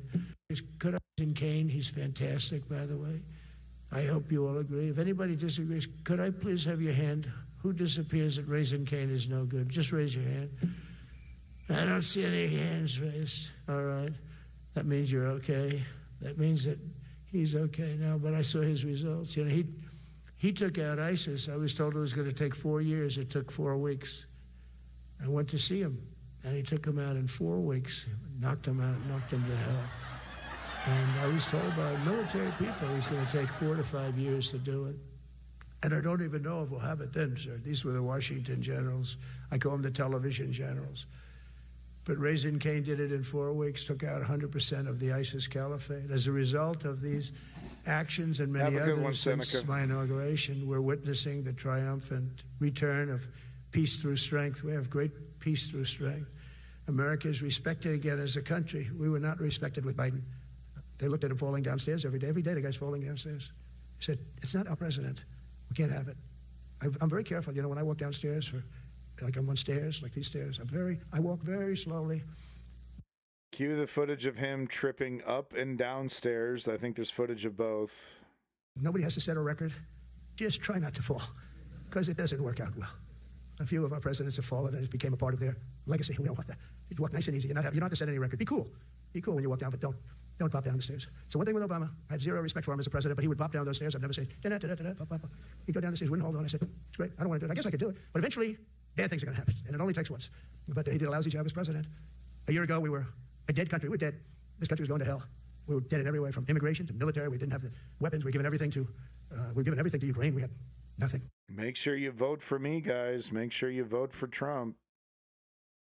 Well, now we're doing the stump speech again. And by the way, I have to tell you, now, as you know, I went over and I met with NATO, and NATO raised from 2 to 5, which everyone said 5% of GDP. Millions and now trillions of dollars are pouring in. They didn't pay the 2% because they know we were there to pay it, and now they paid the 5%. That's trillions of dollars, and we're not spending any money on that. We're not 10 cents. We sell our equipment to NATO. NATO pays us for the equipment, and they give it to Ukraine or whoever they give it to, but they can keep it. But we're not involved. We have no money going out. Biden gave $350 billion. Not sustainable. $350 billion, and we have a war that should have never started. But we're not doing that anymore. So I just want you to know we're selling equipment. Our people are buying equipment. They are buying the equipment at full price, a fair price. So I don't want to say we're making money, because I don't want to be making money on awards. Too many people dying. They're losing 7,000 soldiers a week. A lot of them are Russian soldiers, but between the two countries, mostly soldiers, by the way. Sometimes, you know, in Kiev, they'll lob a missile in, or some drones in, kill some people. But mostly it's soldiers. Russia and Ukraine are losing 7,000 souls. And, you know, they're not American. They're not us. They're not you. We have a special obligation. But they're soldiers. They're young people. They leave their parents. They wave goodbye. And then 2 days later, they're blown up so unnecessarily. And so that's the primary reason I want to get it done. We got to get it done. It's crazy what's going on. That's the worst war that there's been since World War II. So he cares about life. Quite the humanitarian. 10 minutes ago, he was saying, I've instructed everybody, if you spit, we will hit. If you throw a rock at our vehicle, we will full force, whatever that means, bust out of the vehicle. He said, get out of the vehicle. And then what? Open fire, beat ass, just get out of the vehicle and stand there with a big pouty face on, you know? So this humanitarian who just advocated for violence against the internal threat in America is also a humanitarian who is doing everything that he can to save lives. The number of soldiers that are being killed there is just crazy. From 5,000 to 7,000 soldiers die a week. Think of that. So I think we'll get that done. But that's turned out to be the toughest one. I'm so disappointed in President Putin. I thought he would get this thing over with. He should have had that war done in a week. And I said to him, you know, you don't look good. You're 4 years fighting a war that should have taken a week. Are you a paper tiger? And it's a shame, but I think eventually we'll get that one done just like What did he say, dude? Well, you said that shit to him? What did he say, man? You called Putin a paper tiger, did you? Oh, yeah, really? Did he have a response? In theory, I want to knock on wood because you never know. It's like we're going to have the Middle East done, which is actually a much harder thing to do. I mean, thousands of years, but we have to get that war done. So now we're just thinking that we were a dead country. I was with the King of Saudi Arabia, great guy. I was with the Emir of Qatar. I was with the great leadership of UAE. Great guy. Great guy. Ask his prostitutes. $2 trillion and more.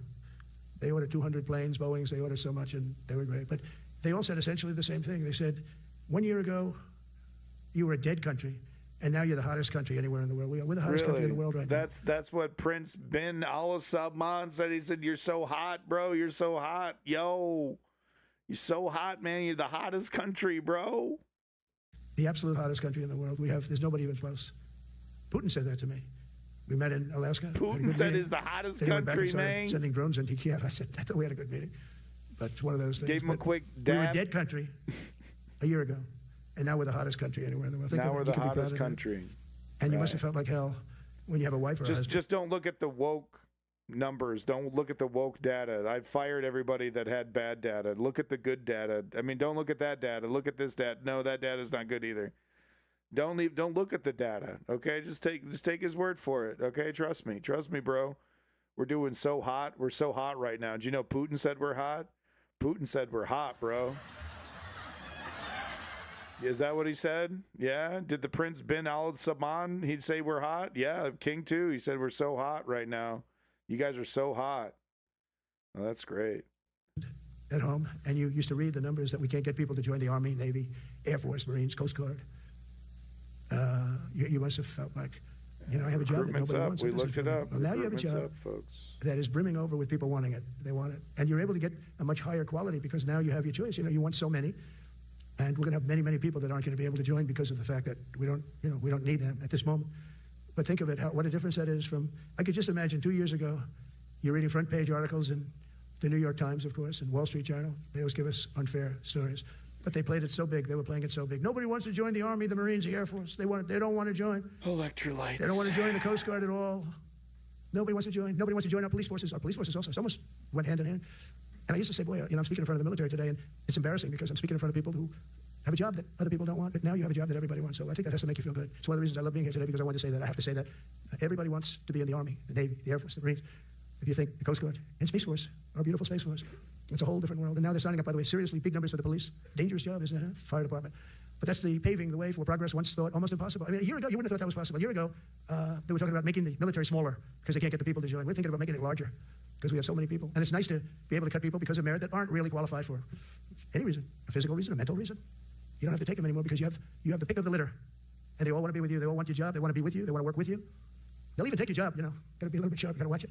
But everybody wants to be doing what you're doing now. What are we talking about? And what a difference when I speak to you, and I can say that as opposed to a couple of years ago when I was talking to rooms where they were desperate to get people and they couldn't get them. What a difference a presidential election can make. That's all it is. It's just a presidential election. Yesterday at the White House, we put forward a plan for peace in Gaza. We announced it, and we're going to create something that was my idea, but unfortunately I got drafted. It's going to be called the Board of Peace, and it's going to reign over that territory, and we're going to get that done. And they asked if I'd be the chairman of the Board of Peace. I wasn't counting on that. I had the idea for the Board of Peace, but I said yes. And I guess because of that, every leader, everybody wants to be on the Board of Peace, and we're going to watch over that very volatile part of the world and keep it non-volatile, so you don't have to get involved. We want to save you for other things or save you for nothing from that standpoint. We don't want you fighting wars, but if you have to, you're the most lethal fighting force in the world. And I would say that even 2-3 years ago, but now I say it with great enthusiasm. It's so true. And we're striving tirelessly to end the terrible war in Ukraine. And as you know, we're also working hard to get the allies to share more of the burden of our defense. Much of that has really already taken place. But all NATO members have committed to the increase that I talked about. Think of that. That was unthinkable. It used to be 1%, then we got it up to 2% in my last term. And they did not like it. And now I got it to 5%. And I get along great with all of them. In fact, they call me the president of NATO. I said, I don't think so. But they're great. They're great people. And they're spending a lot of money, and a lot of money that they should have been spending in the past. But I think Putin was a wake-up call for them, really. We're now selling large quantities of American-made weapons to NATO, and we're getting really fair pricing. We're making a lot of money. It's my hope that from Europe to Asia to the Middle East, our allies will make similar commitments to increase their military capabilities. And this will greatly strengthen our alliances, and also it will make war far less likely. You know, if you're a strong presence like we are such a strong presence now. And I go around bragging about that. I said, we have the strongest military anywhere in the world. I say, you never heard Biden say that. You never heard him say anything. But you never heard him say it. Did you ever hear him say, we have the strongest military? He doesn't say that. I say it. We have the strongest military anywhere in the world. We have great leadership. Bro, I should have put up a counter for Joe Biden references. Who's Joe Biden? Who's this Joe Biden guy? What the fuck? You won, okay? Could someone tell him he won the presidency? He won. The election is over, dude. It's over.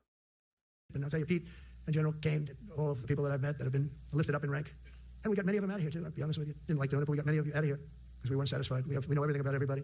It'll also help the United States rapidly rebuild our defense industrial base. Each of you can play an important part in getting allies to do their part. So to that end, Secretary Hegseth will soon be announcing major reforms to streamline military acquisitions and expedite foreign military sales. We have tremendous numbers of countries that want to buy our equipment, and in many cases it takes too long. We're backlogged on all the equipment, which is something that's new to us a little bit. And I told those companies, you better get your ass going because we're selling you a lot of equipment. We're getting countries to buy your equipment. You got to produce the equipment. Some of the countries I'm not going to mention, but some of the countries are buying a lot, and that's a good thing. They're on our side. 95%. I'll never say 100% because it can always turn, right? You know about that. But they're on our side. The problem is we have to get the companies that make this equipment. And we make the best equipment in the world, but they got to make it faster. We have orders for the F-35. We have orders for everything. The new F-47. We have orders for everything. They got to make it faster. A lot faster. Ammunition they have to make faster. In the coming months. You might have missed it, but they're making a new plane called the F-47. He mentioned it earlier in the speech. The F-35 is also a legendarily expensive boondoggle that's overloaded with technology that barely works properly and has an incredibly high upkeep and maintenance costs, the F-35. It is the definition of boondoggle. And we're going to make a bunch of them. We're going to sell them. We're going to make a bunch more. We're going to sell them. It's a terrible plane. We'll be making even more historic announcements to fully embrace the identity of the Department of War. I love the name. I think it's so great. I think it stops wars. The Department of War is going to stop wars.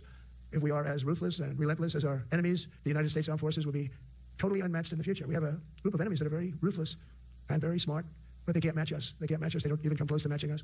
Again, it's very important for me to say we have the greatest military in the world, but we make the best equipment in the world. I watched our anti-missile missiles. I watched our Patriots just knock things out like a needle, hitting another needle on the stage. There's a needle up there, and you send another needle up, and it hits it every time. During the war, we went 14 for 14. We had 14, this is where we ran, we had 14 missiles coming at us. All 14 were knocked out of the sky, every one of them. We make the best equipment. From Sparta to Rome, to the British Empire, to the United States of America, history has shown that military supremacy has never been simply a matter of money or manpower. At the end of the day, it is the culture, spirit of our military that truly sets us apart from any other nation. Our ultimate strength will always come from the fierce people and those brilliant people with such pride and the unbending will and the traditions of excellence that have made us the most unstoppable force ever to walk the face of the earth. And that's what we are. Remember, we never want to use it, but we have the most powerful nuclear capability, and I call it nuclear deterrent of any other country. Nobody close. The men and women in this room inherit the legacy built and won by Washington and Jackson, Grant and Pershing, Eisenhower and Patton, Nimitz and LeMay. We carry forward the majestic military heritage passed down from father to son, soldier to soldier, and one generation of warriors to the next. You are warriors, you know that, right? You're great warriors. Well, you wouldn't be in this room. You're the best of the best. From Concord Bridge to Fort McHenry, from Gettysburg to Manila Bay, from Normandy to Sicily, and from the jungles of Vietnam to the dusty streets of Baghdad, America's military has charged into hellfire, climbed up jagged mountains, crossed roaring oceans, and thundered across open deserts to defend our flag, our freedom, and our homeland. Nobody does it like you. Now we are discovering American muscle, reasserting American might, and beginning the next story chapter in American military legends and lore. That's L-O-R-E. It is lore. When it comes to defending our way of life, nothing will slow us. No enemy will stop us. They cannot stop us. And no adversary will stand in our way. They won't stand in our way. We don't want them to stand in our way. We don't want to even put them in that position, but they're not going to stand in our way ever again. You'll never see 4 years like we had with Biden and that group of incompetent people that ran this country that should have never been there. Because we have the United States military, the best, the boldest, the bravest that the world has ever seen, that the world has ever known. With leaders like we have right here in this beautiful room today, we will vanquish every danger and crush every threat to our freedom in every generation to come, because we will fight, fight, fight, and we will win, win, win. I want to just thank you once again, and God bless the United States military, and God bless America. God bless you all. Thank you very much. Thank you.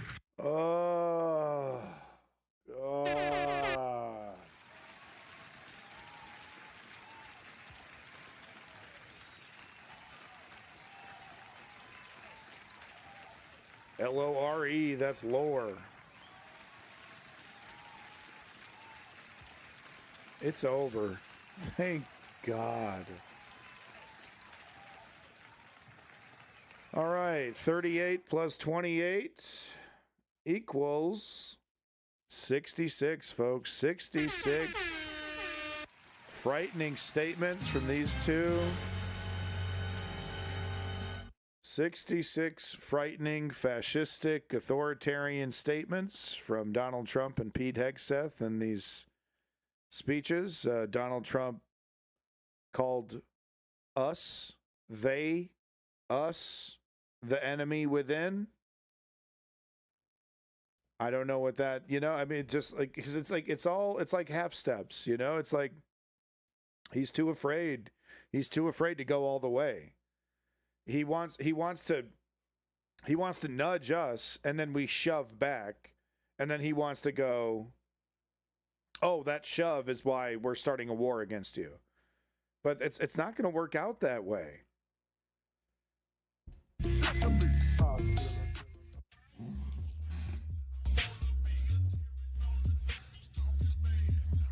Real quick, let's take a look at Portland. Is there any live? Anybody from Portland? So it's a war zone, folks. According to Donald Trump, it's a complete fucking, the purge is happening. So I'm just looking for the purge. We got live camera of Portland right now. We got the live camera of Portland right as we speak. Subaru of Portland. Where's the purge? Yeah, Portlandia is pretty funny. There's a new season. Was there a new season recently of Portlandia? I was like, what? Oh, is this the? Oh, here we go. Here's a right winger, thirst trap right wing person here. Fear mongering. This is my first time here in Portland, Oregon. Right. So here's a right winger that doesn't live in Portland coming here to cover ICE and cheer on ICE, taking on quote unquote Antifa, and make some content. Get that up there. Spread that Instagram around. Where Donald Trump just sent in the troops, because for months this ICE facility has been terrorized by Antifa, and now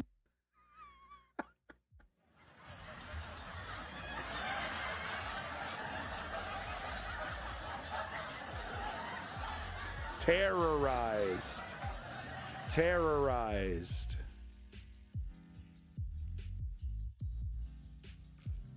Here's some bald guy with an alcohol problem and probably dates a woman 20 years younger than him to tell us how to think. With the full force of the National Guard. He wants it on TV, he wants it in the newspapers, he wants it all over social media, and he is going to make an example of whether it's Antifa or any other group that has found out that they are attacking ICE agencies, that he is going to make an example of. This is the scene. Cool.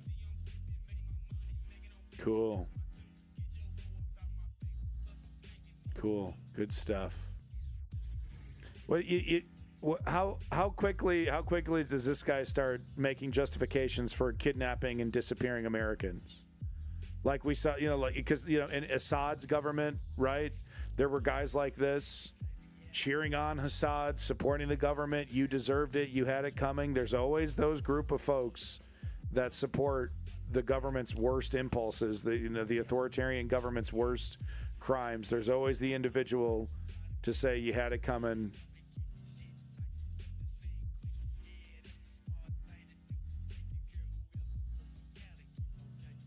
here we have an elementary school. Does she, by the way, this is a war zone. She is in enemy territory, I presume, as a right winger. Is she really dressed for the moment for this frontline battle against scary Antifa? Does she look like she's ready to go to fucking war with the left? She looks like she feels pretty safe, doing this propaganda around Portland. She seems pretty... In general, yeah. Okay, we can do like those cartoons where, the exactly. head's cut off. And like blurred out. Just wow. We're trying to not that we got those. Hopefully she's got like a helicopter on standby that could airlift her out of this extreme combat scenario. I kind of feel she's pretty brave. Running to the front lines of this. Brutal. I mean, the lefties are so brutal, right? We're so fucking brutal. We'll shoot black teenagers in hoodies, for carrying a bag of fucking Skittles. You know what I mean? And we'll fucking slaughter you if you ring our doorbell and you're a person of color ringing our doorbell. We'll fucking shoot through the door and just slaughter you right there on our porch steps. Because we don't fucking care. Lefties do that shit all the time. Right-wingers here, they dox us and make us lose our jobs and stuff, so we're just trying to avoid that. Oh, I see. Okay. Oh. Okay, so you're not trying to be associated with your work and stuff like that? Yeah, that sort of thing, yeah. I see. Yeah, just trying to make sure people don't get fired, you know? Okay. And then over here, it is... Wow, okay, adorable. She's just asking questions, folks. She's just asking those questions. Like and subscribe. If she wanted to get right-wingers to like and subscribe, she should get the fucking, you know, she should get the girls out. She's dressed way too conservatively for any average conservative to want to listen to what she has to say. What do you think her audience wants to hear her talk? Is that it? Is that why they're tuning in? Yeah. She should really get the girls out if she wants to actually go viral. You know, Megyn Kelly would, if Megyn Kelly was doing this, those girls would be out and proud, okay? The girls would be out. They wouldn't be all tucked behind this long, would you dress for comfort? You're not going to get a conservative audience as a woman dressing for comfort? What? Get your mind right. Here we go. Another one, guys. Nick Shirley over here. Antifa versus the feds. This is 7 hours ago. Okay. Antifa of Portland, all in black. Yeah, look at there's the Antifa. Really? Yes. You have a sniper lasered on you right now. Stop it. For Portland, this is our Right. Wow, the right wing grifters, the Tucker Carlson 2.0s, they're out here, man. Here they are. Portland has fallen. Portland has fallen, guys. Portland has fallen. War ravaged Portland. Right. This is an individual. If this was 50 years ago, 60 years ago, and Martin Luther King was marching through the streets, this individual would have been doing the same thing. Scary black people demanding their rights. Disrupting cafes. Scary black people getting in the way. Right. And what would this individual be saying if this was a bunch of right-wingers protesting against something woke? It's beautiful. Oh, it's so great to see this public dissent. But now look at him. He's like, I'm scared. This is scary. Strongholds here in the United States. Stronghold. Antifa stronghold. Organization. Who knows what will happen? Oh, man. Once Trump takes over Portland and kicks out all the bad guys, maybe you can actually get laid in the city, huh? No, probably not. You still won't be able to get laid, will you? No one's going to fuck you anyway, huh? But hey, at least you can force them to now, right? You'll be some kind of apparatchik or some kind of connected to somebody in power, right? Like somebody like in the Soviet Union or something, right? Right? As long as you're somebody in power, so now you get, because like in Russia, you get fucking special privileges. If you know somebody who knows somebody, you can get a special driver's license that lets you drive your car like it's an ambulance so you can fucking fly through the roads. Maybe we can do that for girlfriends, and then maybe you can get laid there, Slick. He's so scared. So right now you have the governor. Oh my God! Look at these violent protesters. Look at them carry armed weapons everywhere they go. Look at them go to the coffee shops. Look at that's the governor right there. Look at that. Hey, there's a statement online. Well, could you give us one right now? No, we can fill you in later. Thank you. Oh, come on, Governor Bash. Is this what democracy looks like? All right, the governor will not give a statement. That's the right way to handle provocateurs, agent provocateurs. That's the right way. Hey, I noticed you have a nose piercing. And you won't have sex with me. Does that mean you're a terrorist against America? Does that mean you're woke because you won't have sex with me? What do you guys think about the feds coming into Portland? It's wrong. It's completely wrong. They say this is the stronghold of Antifa here in the United States, Portland, Oregon. Is Antifa a terrorist? Is that what they say?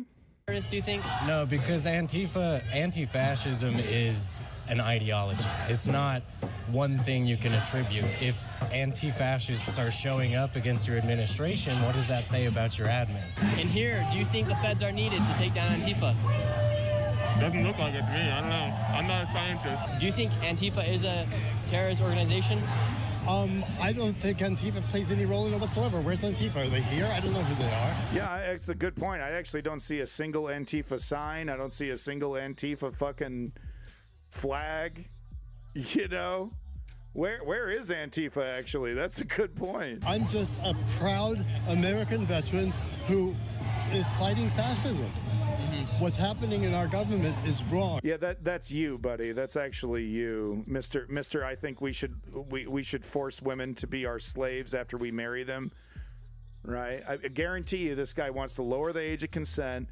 He wants to make it so that no-fault divorce is a reality. He wants to remove the women's right to vote. Look at this miserable fucking fascist, right? He wants to strip us of our liberties, put us in chains, and then, you know, take a cushy little position somewhere in the middle of the hierarchy where he can lick boots and lord over enough people to make him feel important. B-Ree left. She has a life. It's anti-American, and any patriotic American should be out here just demonstrating against what's happening. The largest and most known fascist in world history is Hitler. Where would you rank Trump? If you look at the first... Oh, my God. Oh, my God. Is Portland war-ravaged? Kudos to him. Kudos to him for putting this up. Like, he's not getting what he wants. Like, he's trying to find scary trans people. Oh, look at this. Look at that. Oh, this person doesn't, you know, oh yeah, look at this. Oh, it's a man in a dress. Oh. I love it. I love it. He's really not getting what he wants here. Portland has fallen, guys. No, it would be like saying MAGA is a terrorist organization.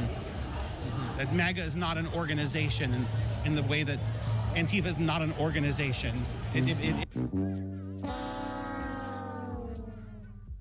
Dumb. Okay, just because you're trans doesn't mean you're smart, okay? It's incoherent. And Trump has said this is war-ravaged Portland. Is this a war-ravaged city? Show me where the war is. Point to it. Not war-ravaged during So he points to the crowd. Well, you guys are all terrorists. You guys are all terrorists. You want to kill me. It's all hate speech. Right? Well, look. I see terrorism right now. I see a war against my precious president right here. What are you talking about? Black Lives Matters protests either. I was part of a Buddhist group, and we would go out at about 5 o'clock in the evening in Chapman Square, where at night there would be all the stuff going on. We would do peaceful walks. Never a problem. No one bothered us. We would see people setting up BLM riots. Remember, they're all riots. Doesn't matter that 90% of the BLM protests were nonviolent. They have successfully installed this. The BLM riots. 90% of them were purely peaceful. But he did classify. Oh, look at this one. Look at this one piece of footage that happened in one place. Represents the whole movement. This is propaganda. for the nighttime stuff, but it was all fine. If this is war ravaged, she's saying it's all fine, it's all good. I participated. It was peaceful every time. And he's like, terrorist. Look, these guys over here, some other place and some other protest that you don't know. You don't know these people. They did stuff. Gotcha. Can I have a job, Tucker? Hey, TPUSA, do you need another white asshole to piss people off? I'd love to do it. I said all wars should look like this, is my fervent prayer. Do I look like a domestic terrorist to you? I'm a boomer. I'm a septuagenarian, and Donald Trump thinks I'm a threat to America? What's he smoking? He's a total fascist. Ma'am, you're moving pretty quick for a boomer. Look at you. You got your polling and everything. That's right. Got to move when you have to. You know, what the fuck is your excuse, right? What everyone in the chat, right? I'm sorry, I'm going to point this back at you, but if you're not out there, you better have a better excuse, right? You better have a real good one. Like, I'm literally possessed by a demon that says I'm not allowed to leave the house or my head explodes. Okay, you better have a real juicy one, because I want to know what your excuse is. What, you know, she's out there. What's your excuse? What's my excuse, right? I'm putting this on me too. Okay, you got nothing. It's one at night. Okay, she's out there. What are you doing? She's out there. She brought her fucking walker. Okay. Have to sit back for a few years, taking it easy, but now it's not the time. We have to fight for everything we can get. Are you part of Antifa? Against you, dude. Against you. She's doing everything in her strength to destroy, to defeat you, man. You. Easy, but now it's not the time. We have to fight for everything we can get. Are you part of Antifa? Oh, yeah, right. Am I against fascism? Hell yeah, but it's not an organization. It's a philosophy. It's an ideology. It's just an excuse, a pretext for the government to find a way to invade our cities. So you're not a terrorist? No. No, I don't think you look like a terrorist, ma'am. No, not lately. Really. But I will happily classify your entire movement as terrorists. Go along with the right-wing narrative that you're dangerous, and make a bunch of money. If I see ICE were to fucking spear tackle you and send you into the fucking shadow realm, I would gladly do a video about how ICE is doing its job and keeping everyone safe. Right? No, these guys, they're always nice guys right to your face, huh? Right? Nice guys right to your face, and then they're voting to take your rights away, voting to make you a second-class citizen, voting to make their hatred into law. You're moving too quick with the walker to be a terrorist. Shut the fuck up, you fucking pile of feces. God damn, if I never see you again. Antifa versus the feds. Then he shows a bunch of peaceful people, being more American than any American that's ever existed. Right? Dissent is patriotic. They're out there. And Antifa versus the feds. I'm gonna show BLM riots. You're part of the problem, dude. You are part of the problem. And then I guess later in the video he does more fear mongering when people realize he's a right-wing provocateur. That's where he got his little thumbnail, right? Oh, look at this blue-haired person with the Palestinian scarf. They got close to me and they called me a fascist. Donald Trump, save me. Look at this. Look at this. Look at the fucking grifting, dude. Look at the money-making grifters over here. Live from the Portland Antifa riot. It's like it's already a riot. We don't even get a chance to start off as a protest and have it turn into anything. Literally, second one, any resistance to Donald Trump whatsoever. And look at the screenshot. Look at this. This is fake. Antifa doesn't. This has to be photoshopped of some fucking right-wing protest. They photoshopped the Antifa flag on there. Antifa, when Antifa does get together, right? In small groups of like 17-year-olds, it's like a Counter-Strike Discord server, right? Decides to actually meet in real life and do a protest. They don't get geared up like this. That can't be a real fucking photo. I almost guarantee you that's a bunch of right-wingers that they photoshopped the fucking Antifa flag on. I refuse to believe that's a real photo of Antifa. Oh, they all got together, bought body armor and fucking shields. Really? Did they get into a U-Haul van? But look at this guy. Is he wearing a bulletproof vest? With tables, and they are pouring some sort of undescript liquid into like jars. Right. Okay. So we just immediately, we don't even get a chance to be peaceful, guys. We're already dumping mystery liquids into jars. We're already, it's a Antifa riot. We're all members of Antifa. We're all rioting. I mean, there needs to be laws. Are we really supposed to allow this to happen? I guess, I don't know. It's like, because nothing's counteracting it. Look at this. Where's the response? Freedom News TV, Portland protester arrested. Okay, all right. But look, the algorithm puts this filth right at the very fucking top. Maybe it shouldn't be illegal. I don't know. It's so dangerous. It works. It works. People are stone cold convinced BLM was a riotous movement that was like obsessed with breaking shit. We're not playing games. Much more on this story as we welcome in DHS Assistant Secretary for Public Affairs. God fucking damn. Holy shit. Okay, I know she's about to say incredibly fascist shit, but I mean, hear me out. God damn. Okay. Now let's have her reveal the ugliness of her soul. And great friend of the program, Tricia McLaughlin.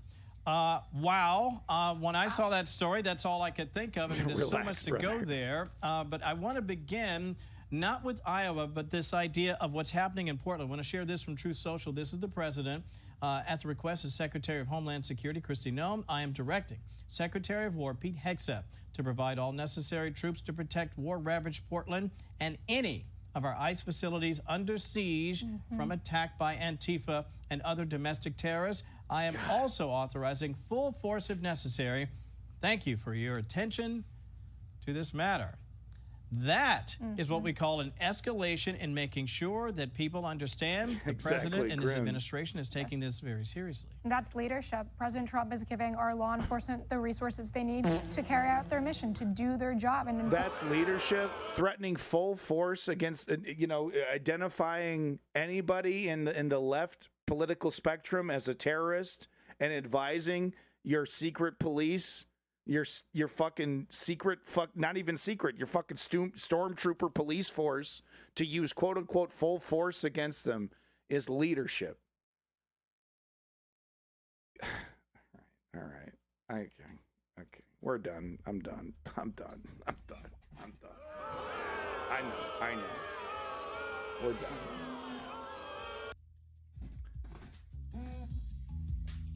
What are the odds a lady calls herself an Aryan in private? Yeah, it won't be in private for long. What the hell's this? Oh, you found an anti-fascist. I see. Why did police never solve the murder of a prominent Portland anti-fascist? Right. So the police acting like a mafia and allowing a murder to happen. Yeah, big surprise. Oh, so they did organize. That is a real photo. This was the organizer. Okay, thank you for looking. All right, well, it happened. Well, there you go. Where are they, by the way? Can they can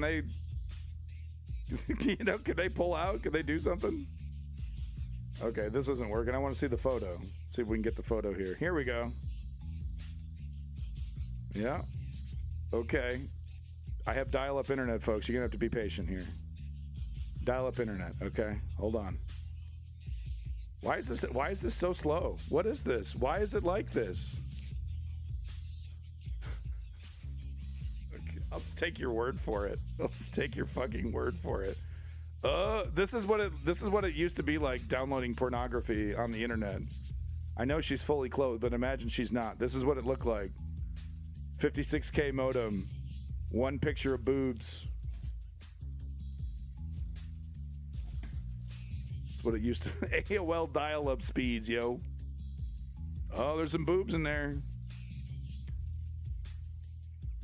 Okay, let's get this photo here. Okay, so he organized.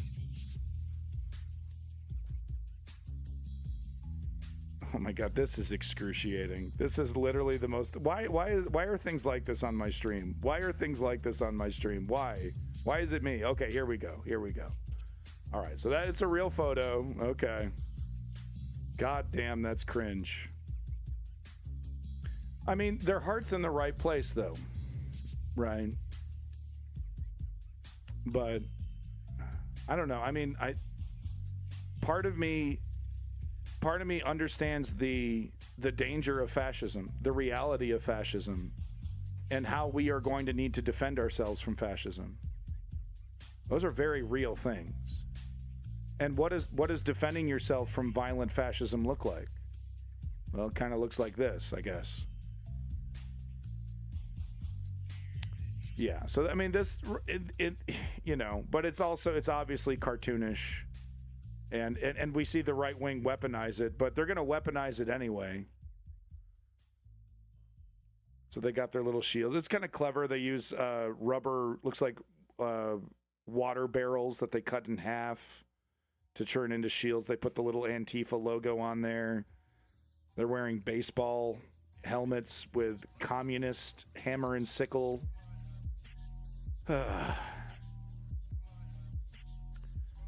It really does feel like we've lost. It feels like the narrative, we have no control over the narrative whatsoever. It really doesn't feel like, at least in my perspective, it doesn't feel like I mean, how do we? Obviously, we need to continue with the 3-step program. We need to continue with nonviolent direct political action. But we're here. We're at the moment. You know, people's heads will start getting cracked. People will start getting arrested. People will start losing their jobs. But, you know, if there's a big economic crisis, it'll make protesting even easier because it'll be protesting without any risks. I don't have a job. You know, I don't have a job. What does it matter if, you know, you can't threaten me to lose something I don't have? You know?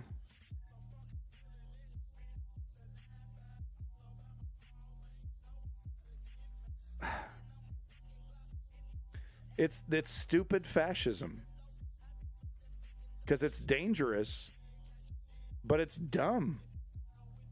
It's incredibly dangerous, but it's like this, like LA. LA should have been a bloodbath, right? LA should have been riots, and he didn't get any of that. He wanted chaos. He wanted people pushing back. He wanted police getting murdered, right? He wanted bombs and like, you know, full war zone. That's what he wanted, and he got jack shit. He got jack shit. So is ignoring this the smart move? You know, what if we just like stopped protesting ICE facilities and just ignored them? But no, we have to protest ICE because they're kidnapping people. I guess what I'm stressing out over is how do we resist without us, you know, individually getting hurt? And it's like, we can't. We have to risk. There's no way. We have to gauge how much each one of us is willing to risk, and we all have to contribute. You know, using the 3-step program. But I can't guarantee everyone's going to make it out the other side here. You know, our enemies. You know, our fascistic enemies. They want to use violence against us. They want to use fear and intimidation to get their way. We can't allow it. But it's not going to be pretty. There's no other way to put it. There's no other way to put it. Right? So we have to dedicate ourselves to nonviolent direct political action and just take whatever risks, you know, if we're going to march in the streets, we have to understand that they might meet us with violence. They're going to meet us with surveillance. They're going to try to get a picture of your face. They also take license plates of the vehicles in the area. They got drone surveillance. It's really here. Like, the fascist dictatorship is really legitimately 100% here.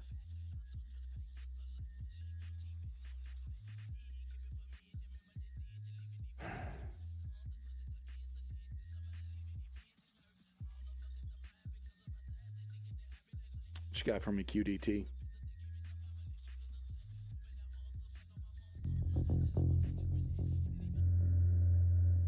This is the battle for Cable Street, Britain's fight against fascism. It's a 1-minute info thing. Sir Oswald Mosley led the British Union of Fascists known as the Black Shirts on mass demonstrations. You know, you used to be able to tell, right? I guess you could always tell when they wear a red hat, but boy, you used to really, really be able to tell a fascist.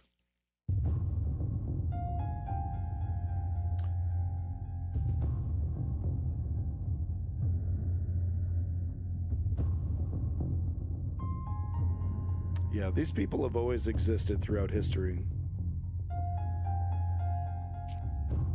They've always existed throughout history. That's why we need checks and balances, and we need systems to constantly remind us of the danger. Interesting. So they held a big rally and people just had enough and just started beating the shit out of them en masse. Smash fascism forever. Long live the Jews. Legislation was passed to prevent similar demonstrations from occurring, but Mosley remained unapologetic. See, I don't know if that's the solution either, right? Oh, well, the problem solved. We'll just ban protesting. You know, that's not going to work. That's like Keir Starmer's version of a solution. The men who did the street fighting, who led it, were the very flower of the English army. Men, again, as I say, wearing every medal for gallantry and drawing to them similar men. I think he's saying, the people that were marching for fascism were supposedly British patriots who fought in the war. I think that's what he's saying. Or was he saying the people that were fighting the fascists were the men who did the street fighting? The men who did the street fighting, who led it, were the very flower of the English army. So I think maybe what he's saying is that the British army, were fresh off of World War II, beating the shit out of these people. They're the ones that led the attack against the fascist march. Who led it were the very flower of the English army. Men, again, as I say, wearing every medal for gallantry and drawing to them similar men. Right. So he's saying, they were festooned in fucking medals, and they inspired other guys to also beat some fascist ass. Look, I mean, I see where you're going here, but I don't know. It seems counterproductive. They seem so good at turning the tables on us. This is post World War I. Okay, thank you. We have to defend ourselves. We really do. We have to defend ourselves.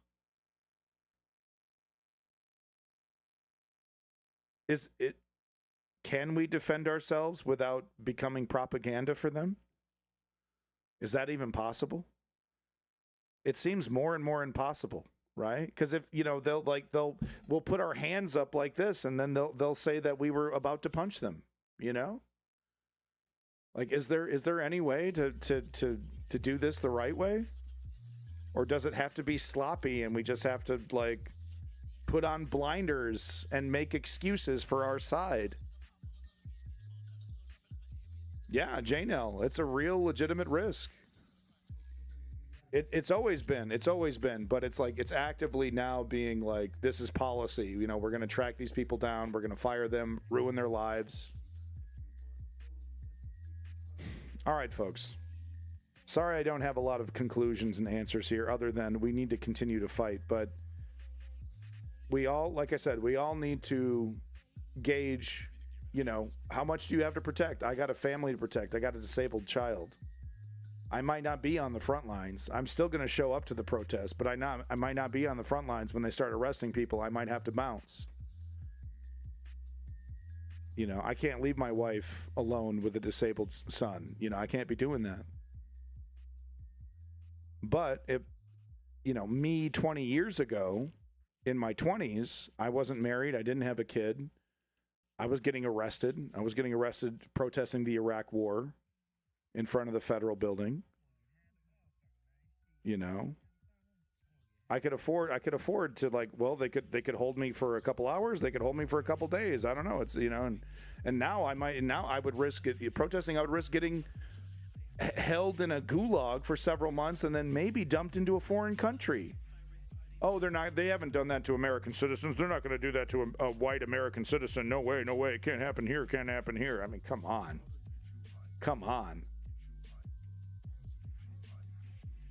All right, I don't have any more time for links. Quick double tap. We'll have to do this later.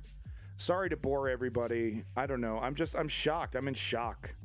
I think that's what's happening right now. I'm in actual shock. I don't know what. I feel cornered. I feel like under attack. I feel under attack as a leftist, as a person who believes in human rights. I feel under attack. And I'm like, you have to assess before. You don't want to make a move under panic, right? You have to assess, but there's a certain amount of anxiety while you're assessing. And that's what I'm feeling now, is this massive amount of anxiety while I'm like, okay, I have to make a move. Yeah, and by the way, tomorrow we might have a major market disruption because of the not paying the fucking debt. So stay tuned, okay? Watch this space, as Rachel Maddow says. Watch this space, guys, for your apocalypse update. Big props to HP Shorty. Big props to every motherfucker in the chat. German, quick double tap. Your girl B-Ree. Jay Nell, Crayla Xanath, Woke Patriot, Strategy Member, Harry Hass, Crayla of Xanath, if I already said it. Grim, thank you, Grin, Red Reptilian, You're Tubing, really great folks. Thank you for torturing yourself and going through that with me. Socializing Sapien, thank you for coming in. Anybody else here? All you lurkers, by the way, big props to you lurkers. Thanks for that view. Thanks for tuning in. Carl Feathers, thank you, Carl Feathers. Appreciate it. Big props to you. Simply Steve, thank you for coming in. No, I appreciate you. Simply Steve, thank you. Elaney, thank you, Elaney. Lurkers are people too, indeed. Lurkers are definitely people too. Seneca Athena, big props to you. Thank you, Seneca Athena. Sir Antipasto, that was funny. Raven, thank you, Raven. Once again, big props to Woke Patriot. You're welcome, even though you don't like me. Yeah, okay. If I don't like you, there's a good goddamn reason. Still wanting to learn? Yeah? Oh, are you? Right. You're in the middle of a fascist authoritarian takeover, and you're still wondering what side you're on. Okay? That's not my fucking problem. That's mental illness. All right? See a doctor. Peace in that motherfucking Middle East. Glory to Ukrainian democracy. Free Palestine. And God help us all. Have a good one.